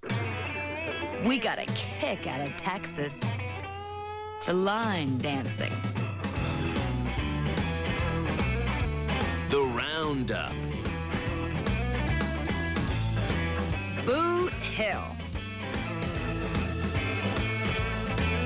The Watering Holes. Riding tall in the saddle. We even learned to speak the language. Yeah! Even the vacations are bigger in Texas, so we'll give you a free Texas State Travel Guide, Accommodations Guide, and Texas Highway Map when you call 1-800-8888-TEX, extension 35, or visit us at TravelTex.com. You'll get the insider's view of Texas, what to see, what to do, where to stay. Free when you call 1-800-8888-TEX, extension 35. So give us a call, y'all. Texas, it's more than you think. It's like a whole other country. Outtakes, the new book by Dan Patrick. Full, expanded interviews from Dan's Outtakes column in ESPN The Magazine take you inside the minds of today's favorite athletes. Dan Patrick's Outtakes, a great Father's Day gift. In bookstores now or through ESPN.com. Watch this pass for 3rd place. Travis just motoring down the hill. Out jumps Nathan Ramsey, looks over at him in the air, saying, this is how you do it. What are you doing over there on the outside? Makes the pass down the inside and starts chasing Tallon Vohland. There's still time for him to get around. I think he believes he can still catch Lamson. That's Lammy out in front. Tallon Vohland in 2nd. Pastrana now in 3rd. And not that much time remaining in this moto. Here, in fact, it's the final lap. A white flag has been out. Lamson trying to hold on to a victory. This would be his 21st career 125 victory. We said so much last year about Ricky Carmichael tying Mike Barnett as the winningest 125 outdoor rider of all time, and how monumental the 25 victories those two gentlemen put up on the board, which is. But then we seem to forget about Steve Lamson's tremendous accomplishments. He's got a lot of races left to make it 26, and I'll tell you what, I'll go ahead and put some money on it right now, Art. The guy has been pretty strong. I wonder if Ricky Carmichael would come out of 125 retirement to recapture that. He wouldn't do that, but he would probably blow a fuse, maybe a couple. It'll be a whole fused box. He doesn't want. He was proud of that tie in Mark Barnett and wanted the record bad. He doesn't want to see Lamson go out there and beat it. All three outstanding riders, that's for sure. Steve Lamson with 2 titles is really looking for a 3rd title, and that would tie him with Brock Glover, Mark Barnett, and Ricky Carmichael in the number of 125 outdoor national championships. But that's a long way away. Steve Lamson, looking real smooth right here, is on his way to winning his 21st career motocross victory. But it's only the 2nd race of the year. The checkers for Lammy. And what a great moment for Steve Lamson. Lamson, the winner, with Travis Pastrana moving into 2nd, Ramsey 3rd, Vohland 4th, Fonseca a respectable 5th position. Nick Way holding true in 6th, and the privateer Schnell, he'll get top privateer honors. Davey. Travis, halfway through the 2nd moto, I saw you throw your glove off. What happened? Well, I forgot to tape my glove to my cast, and it ended up coming off, and it was weird because all my glove was all balled up right in the one part of my hand that I can actually grip because of the cast. But Suzuki has been really supportive. I was kind of disappointed with my first moto, a little over aggressive again, went down a couple times, but I feel like I had a great ride 2nd moto, and I'm still in it. It's still a long series, and with the support that I have with Suzuki, I think I can do it. What about the thumb, though? You had the glove off. It had to have hurt a little bit. In fact, I see the blood on it right there. Well, the blister wasn't the bad part. It was the actual ligaments that were hurting. But when you're racing, anybody out here will tell you, you're racing, you don't feel pain until you get done. Now it really hurts, but that's okay. So. Proving his podium at Glen Helen was no fluke. He is back for real. Steve Lamson, his 4th victory here on his home track.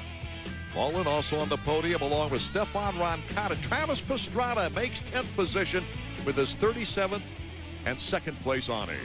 Let's go back to Davey now on the victory podium. Well, Steve, I know there was a long Supercross series sitting at home, and you had to be thinking about one day getting your first win. And, man, you come here to Hangtown, you did it again just like your first national win.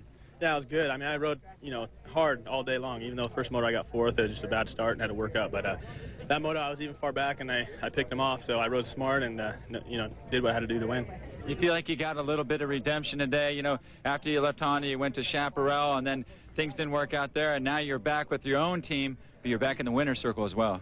Yeah, it's great. I tell you, I had a last couple years haven't been too good, especially last year. So it's good to come back and, taking so much time off and coming back and roosting it up here. I feel awesome. I mean, my bike worked good. I mean, Works Connection, DG White Twirly Designs Honda was awesome today. And just Dave Dye, man, he's my mechanic, and this is only his 2nd race with me. So he's done a great job. Just got to thank him. And, of course, Dan Bentley and Cliff White at Honda and Showa Mike from Showa. I can keep going, but I don't want to bore you guys. One last question. What felt better, your first Hangtown win, which was the first win in your career, or this one right here today? To be honest with you, they're about the same. I mean, this one means a lot to me because I've been, nobody's expected me to do nothing. So, barely break the top 5, and here I am winning races. So. And you're also the points leader. That's good. Good to hear.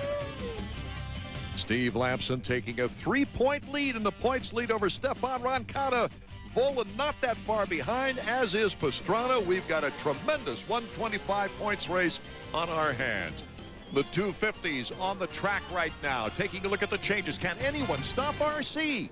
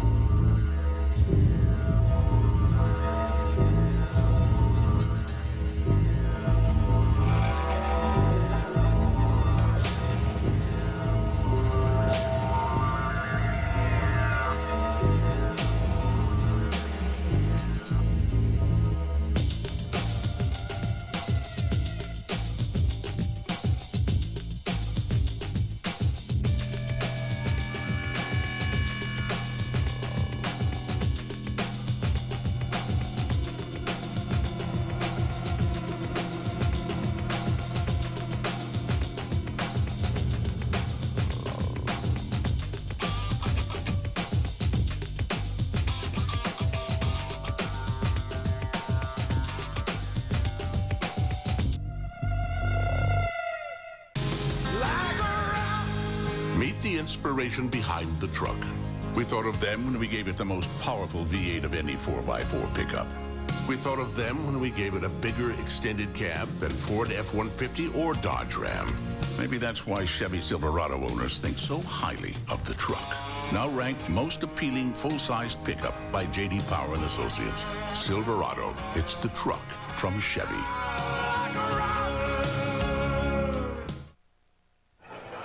In the heat of the afternoon, in a blistering day here near Sacramento, California, the fans get a slight relief anyway from one of the track workers as the 250s are at the gate.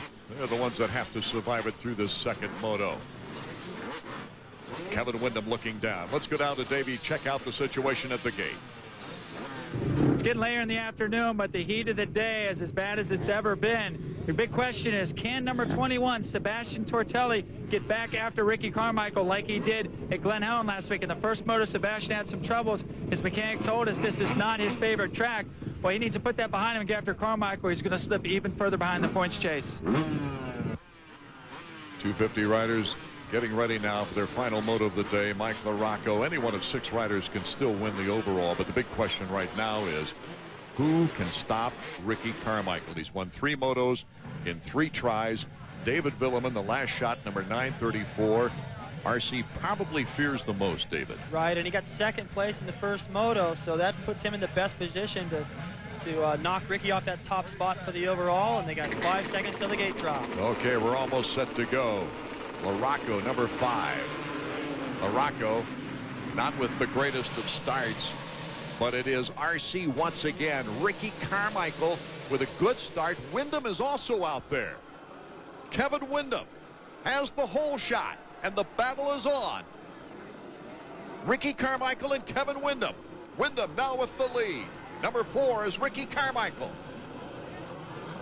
Vuillemin also with a good start. Tortelli with a good start. LaRocco a decent start. Lusk is up in there, right behind Tortelli. But Ricky just was able to stick to the inside of that first corner. Came out in good shape again. He wasn't the first at the corner in either moto, but he comes out on that inside in good shape. His teammate right there, both of them, Ward and Dowd, in good position as well. Kevin Windham out in front. He does not like to be out in front this year. He's had some problems that way. Well, he's going to have to get over that right now. And the good thing about being out in front, you tell yourself these things when you're out there. They put a little bit of water on the track. It's going to make it better throughout the moto, but in that first lap, you can spray the competition. Going to wreck their vision, mess up their tearaways, mess up their concentration. Kevin has a perfect opportunity to do that to Ricky and get them all flustered. There you see Windham and Carmichael.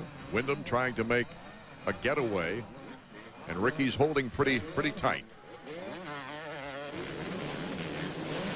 Kevin is awesome in the opening laps. I'll never forget how fast he came by me in the first lap of the Glen Helen opener. He came by, and by the second lap, he had a 6-second lead. I don't think he's going to be able to do that with Ricky on his tail here, but he needs to know that Ricky's capable of staying with him the whole race. Just get used to it. Don't worry about it. Just ride your own race. Try to go as fast as you can. If he gets around, study it. Put the pressure back on.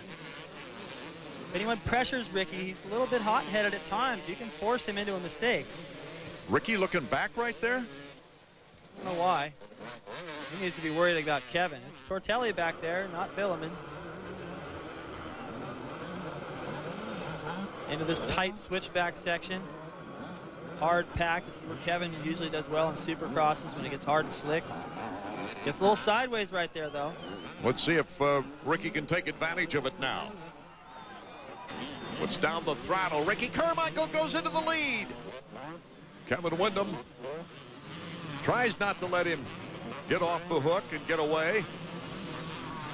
And here comes Windham back again.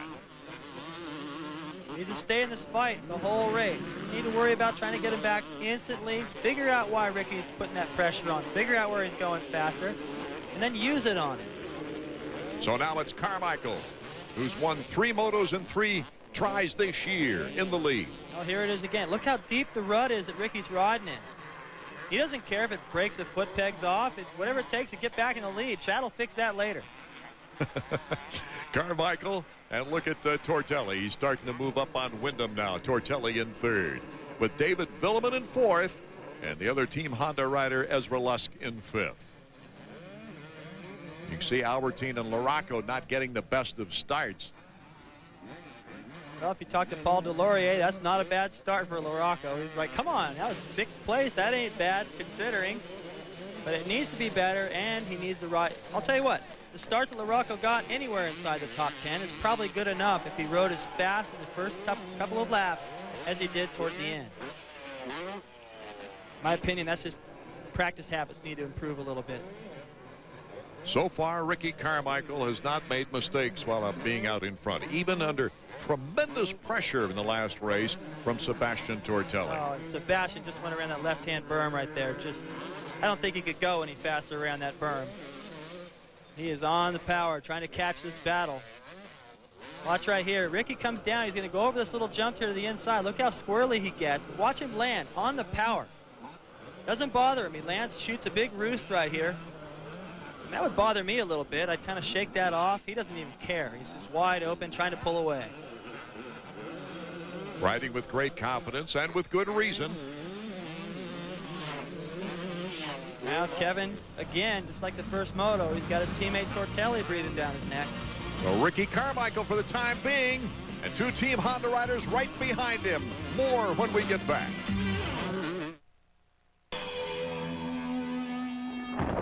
WCW is coming to Six Flags America Saturday, June 10th. Come meet your favorite WCW superstars, including Booker T, Kidman, Tori, and Vampiro. Plus, check out the all-new Superman Ride of Steel. Climb over 20 stories into the air before plunging at speeds of over 70 miles per hour, leaving you breathless. Six Flags of America, located off I-95, exit 15A. Save up to $8 on admission with discount coupons for Burger King. For more information, call 301-249-1500 or visit sixflags.com. Cable TV means guaranteed service and installation. We've been doing that for years. But with satellite TV, service and installation become your responsibility. Installation alone can cost several $100s. And if there's ever a problem, then what? Who do you call? With cable TV, service and installation are guaranteed by people you can trust. People right here in your community. You might want to think about it.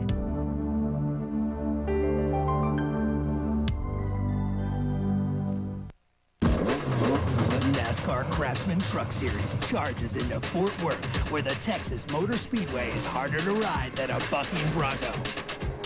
The Pronto Auto Parts 400, Friday at 7:30 on ESPN2.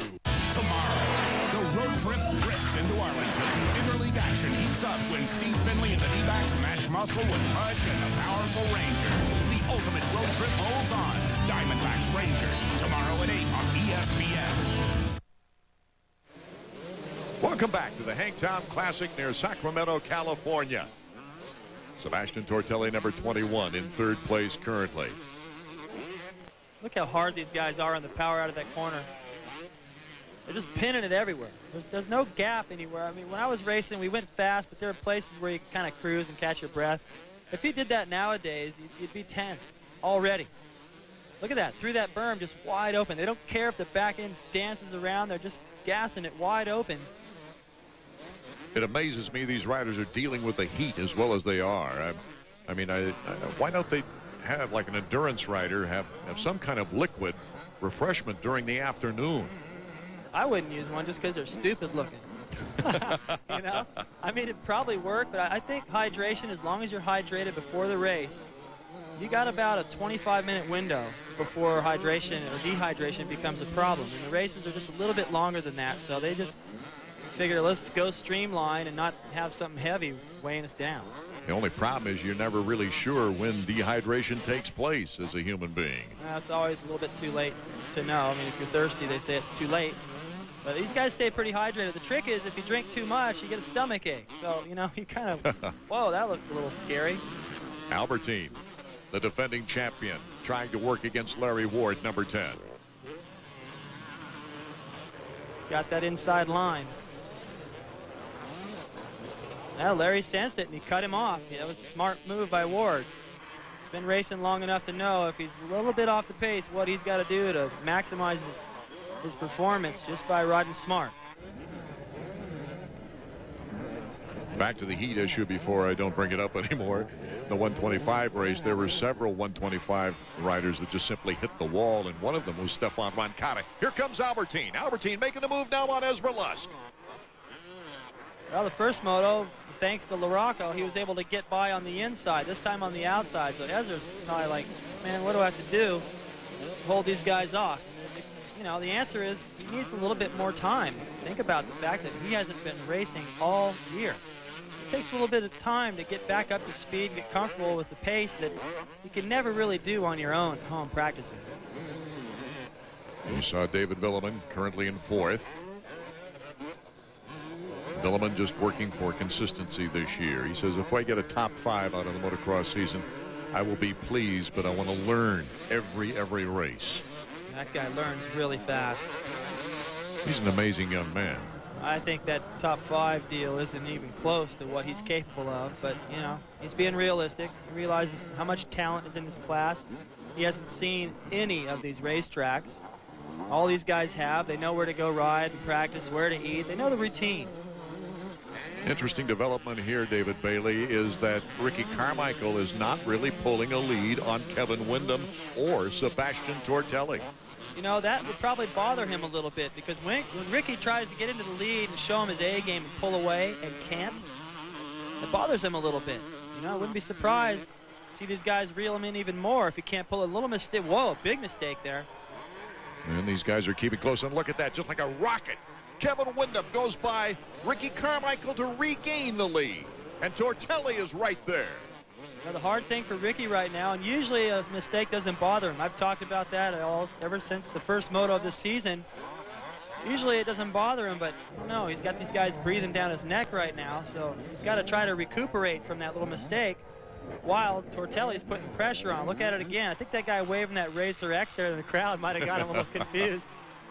He got real close to the hay bale. In order to save it, he wasn't able to jump the downhill double. Kevin was, and just pops by right there on the inside. He was able to make the double. So look at that. He's just sandwiched between these guys right now while he's trying to think about that mistake and smooth himself out. He's making a lot of little bobbles here and there, and like I said, he wasn't able to pull away when he thought he could, especially the way he rode the first moto. Kevin Windham taking the lead over Ricky Carmichael. Windham won the overall here last year. In fact, it was his very first U.S. motocross outdoor victory. Boy, look how close that is. I mean, you don't even have time to look over at your signal board.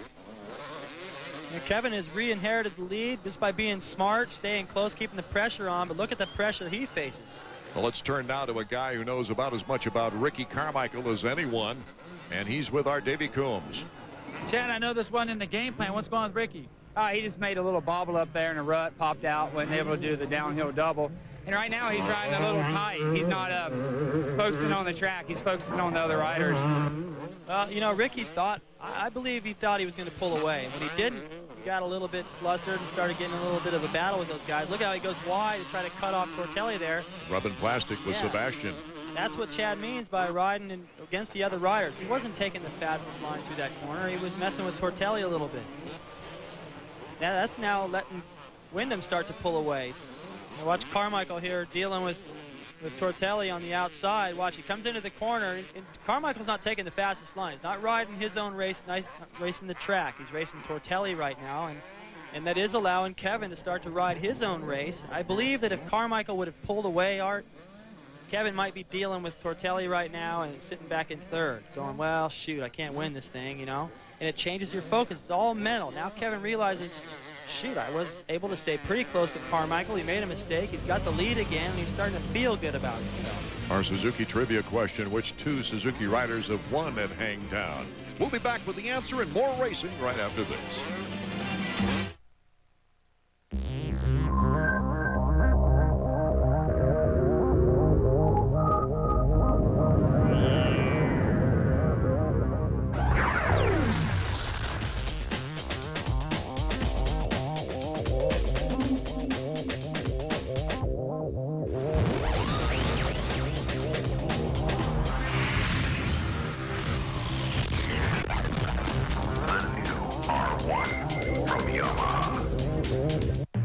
In anticipation of your runaway success as a Wall Street Journal reader, how to blend in with normal people. When in public, walking a pet can help you blend in. A tip on being madly successful from the Wall Street Journal, full of insight on making it big. Subscribe to the Journal for just 57 cents a day for 13 weeks, 25% off the regular rate. The Wall Street Journal. Call 800-722-2100. That's 800-722-2100. Championship. And Billy's done it. After championship. Unbelievable! After championship. Now see all these legendary NBA championships and plenty more in one whole day on the classic Final Showdown. Irvin works his magic. Bird flies high. Michael airs it out. And Julius, well, he is the doctor. The classic Final Showdown. All day today. Only on ESPN Classic. To get ESPN Classic, call 1-800-CLASSIC today. And let's check out the answer to our Suzuki trivia question. Which two Suzuki riders have won here at Hangtown in the 250 classification? Greg Albertyn and Ken Howerton. Ken Howerton, a multiple winner here. Greg Albertyn currently in 5th place. As we mentioned earlier in the show, coming off the injury, he made a remarkable recovery on a broken femur, but doesn't look like he's really up to that championship form of last year yet. Well, look at what the championship form consists of. Look at these guys. Battling for second. They are not kidding around. They're going as fast as they can go. Vuillemin has joined this party. Whoa, he gets stuffed. Tortelli, the fellow Frenchman, almost took him off the track, and Tortelli, in the same move, moves in front of Ricky Carmichael, and so does Vuillemin. Vuillemin just goes right with him. Well, that's amazing. I can't believe Carmichael let that happen. Gets passed by both of them in the matter of a couple corners, and Vuillemin. Here comes Vuillemin, looking for second place against Tortelli. Now watch what happens here again. 3 abreast. Carmichael's going to the inside. Vuillemin to this outside line right here. He thinks. Tortelli comes in there, steals it away, uses the same line, goes right to the lead. Carmichael doesn't know how to react to it. Vuillemin just jumps right in there and takes it away from him. Man, is the crowd getting their money's worth today. Vuillemin is not letting Tortelli get away as well.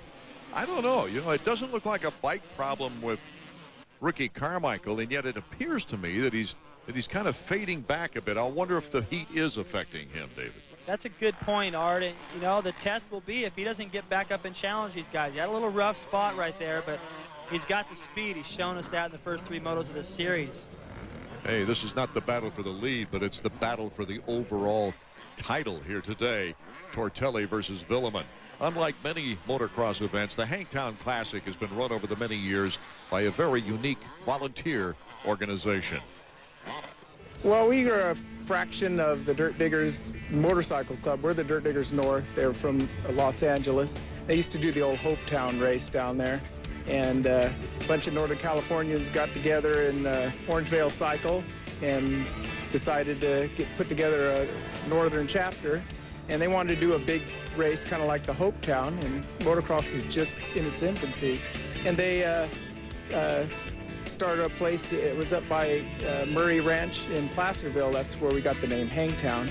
It only stayed there a year as they lost the property, and it went to Plymouth, which a lot of people were familiar with. It was a famous sand track, but still on a 2-lane road. And as the crowd swelled, we outgrew that. And as it's progressed, we've made a lot of improvements. The bleachers and the tower, all kinds of stuff. The complete water system. There's about 60 hose bibs around the whole area. But one thing the Dirt Diggers do is every one of the members has some specialty they bring. You know, we don't get anything out of it. We put nothing in our pocket. We're club members. We're chartered nonprofit through the state of California, and as such, we can't get anything off of it. It just all goes back into motorcycling. Yeah, it's kind of unique to have a club that really no one is reaping the profit from this, you know, and still willing to work as hard as those guys work. It's pretty nice. But I had a stimulation condition in there that they would always keep it as a off-road vehicle car for the good of motorcycle people, or off-road people, I should say. Our congratulations to the Dirt Diggers North. They not only do a fantastic job with motocross, as you can see right here, but they help host a variety of other events, which is truly a public service. There's an ATV track, a 4x4 go-kart, trail riding, all within this Prairie City SVRA park. and the Dirt Diggers do a grand job in hosting many of those events. Right now, the race is on between Sebastien Tortelli and David Vuillemin. Whoever wins this tussle within the moto likely will win the overall here at the Hangtown Classic. What's with Ricky Carmichael? He's slipping back. Well, let's check in with Davey Coombs. He's on the scene. A lot of times we see Chad Watts right on Ricky Carmichael's pit board race track. Well, this is one time Ricky maybe should have paid heed. It seemed like he got himself a little too involved with trying to hold off Tortelli and Vuillemin that let Windham get away and took Ricky completely out of his game. Obviously, he's not the same rider he was in the first moto. Chad Watts seems to think that it's just in his head. I'll keep it out and see if it's maybe the motorcycle. Okay, Davey, the battle right now ensuing behind our leader, Kevin Windham, who is starting to grow a 6-second lead on number 21, Sebastien Tortelli, and number 934, David Vuillemin. These two guys, whoever finished second, will take the overall victory here today for the 250s. If I was Tortelli, I would not want to have Vuillemin breathing down my neck right now. He's studied Tortelli this entire race. You got to feel like he's got a line somewhere where he'll be able to make a pass down the stretch. Here comes Vuillemin. What a great competition between these two. Tortelli edges back out in front. Just when it looks like Vuillemin's going to take him, Tortelli responds. And you can see action like this in person. Check out the locale nearest you, from Massachusetts to New York to Ohio, nationwide, AMA Motocross. Meet Martin Licious, Storm Chaser. Some head for the basement. He heads for a Chevy S10. It's got advantages over Ford Ranger, like better fuel economy, a bigger bed, and standard four-wheel anti-lock brakes on every model. Because if you want to outrun Mother Nature, you need every advantage you can get. Chevy S10, like a rock. Our 1999 season started in color, but it ended in black and white. The Suzuki GSX-R line, 1999 AMA Superbike Champion, AMA 750 Super Sport Champion, FIM World 600 Super Sport Champion, AMA.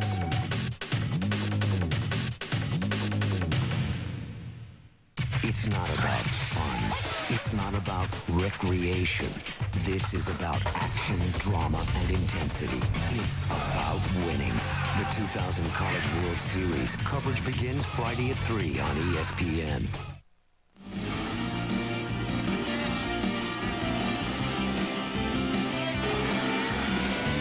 The Chevy Trucks AMA Motocross Series is brought to you by Chevrolet Trucks, the most dependable, longest-lasting trucks on the road.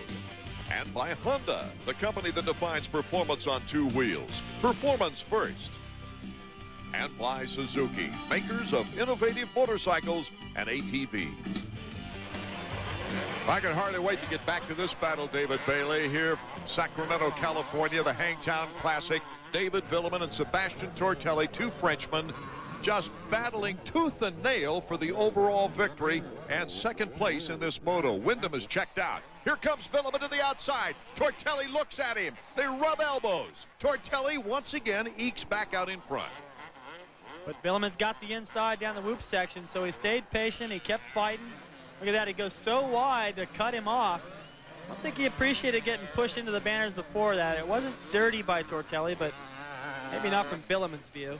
He went back there and went so far wide, he pushed the banners out of the way. In fact, this race between the two, as Vuillemin looks back, has been a very clean one. It actually has. I mean, these guys, if that was Carmichael involved or Tortelli, it'd be a whole different. Somebody would be laying down right now. This could be Vuillemin's very first 250 motocross victory in America. Here's our leader, Kevin Windham, who just checked out. What a wonderful race for Kevin. I'm really encouraged to see this, too. His starts have been awesome, but what happens when you get great starts is you got to deal with all that pressure. Look how far forward he is right there on the bike. In this moto, he had the early lead. Carmichael got around, and he stayed in the fight. He didn't give up. More often than not, lately, he has thrown in the towel when it's got tough. Here, he fought. He needs to win battles like this, tough battles, to give himself that confidence and know he can win, not just when he gets the whole shot and can pull away, but through a tough fight. Kevin Windham winning his very first U.S. motocross outdoor race here last year. Did not win a moto, but took the overall victory. Vuillemin on the way to his very first motocross 250 American victory. Another guy I remember won his very first one here, the first of 22 wins, and that was Ricky Johnson. I'll tell you what, the way the race started out with Carmichael just running away with the first moto, I don't think very many people would have guessed this would be the outcome of the second moto. Kevin looks pretty happy as he cruises this last lap with his first moto win. He's right where he wants to be, a lot farther ahead than last year. And Vuillemin, if he can stay where he is in second place now, will win the overall. So these guys are both happy. Carmichael's nowhere in sight. Windham a wonderful moto, and Vuillemin a very consistent performance. Actually becomes the first Frenchman to win here at Hangtown. Cruises over that big downhill double. I don't feel like jumping this one more time. That's pretty hard to do coming out of the corner. You got to come out of the corner in a hurry. It's starting to get rough now, so he just plays it safe and savors this win. And the lappers, there's Jason Thomas, very considerate.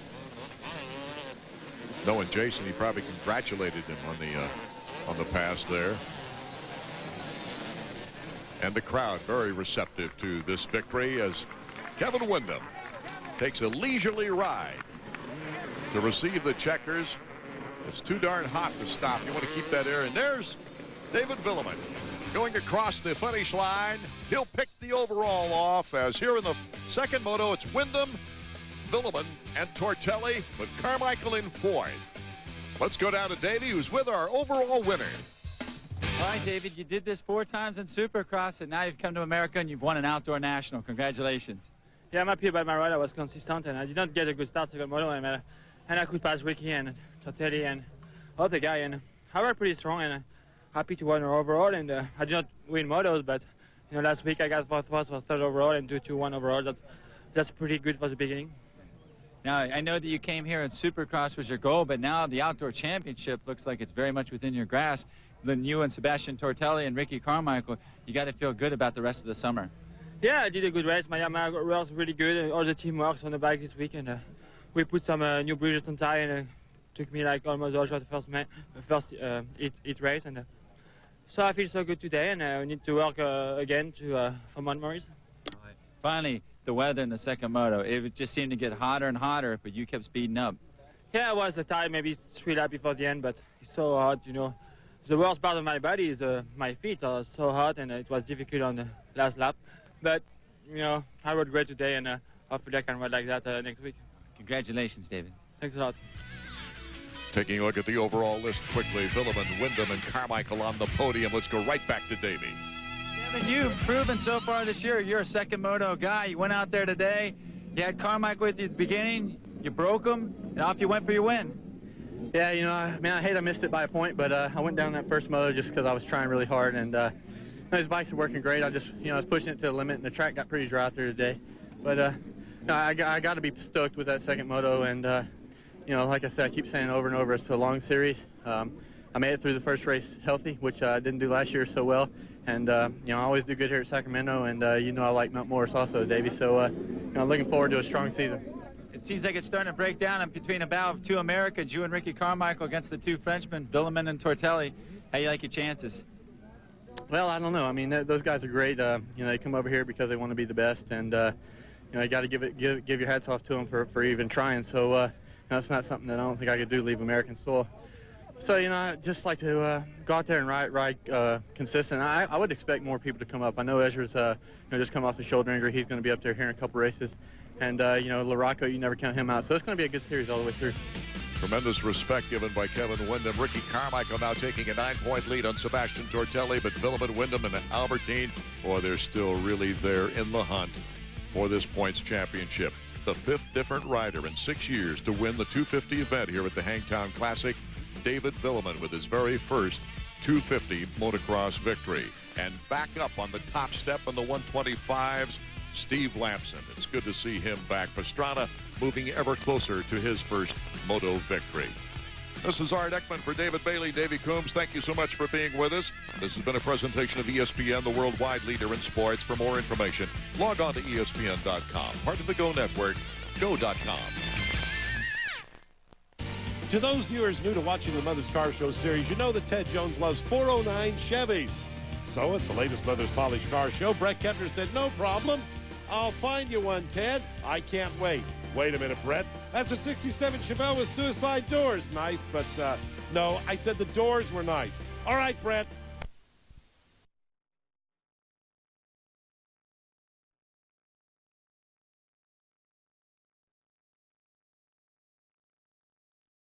Remember slow dancing to these great love songs? Oh, my love, my darling,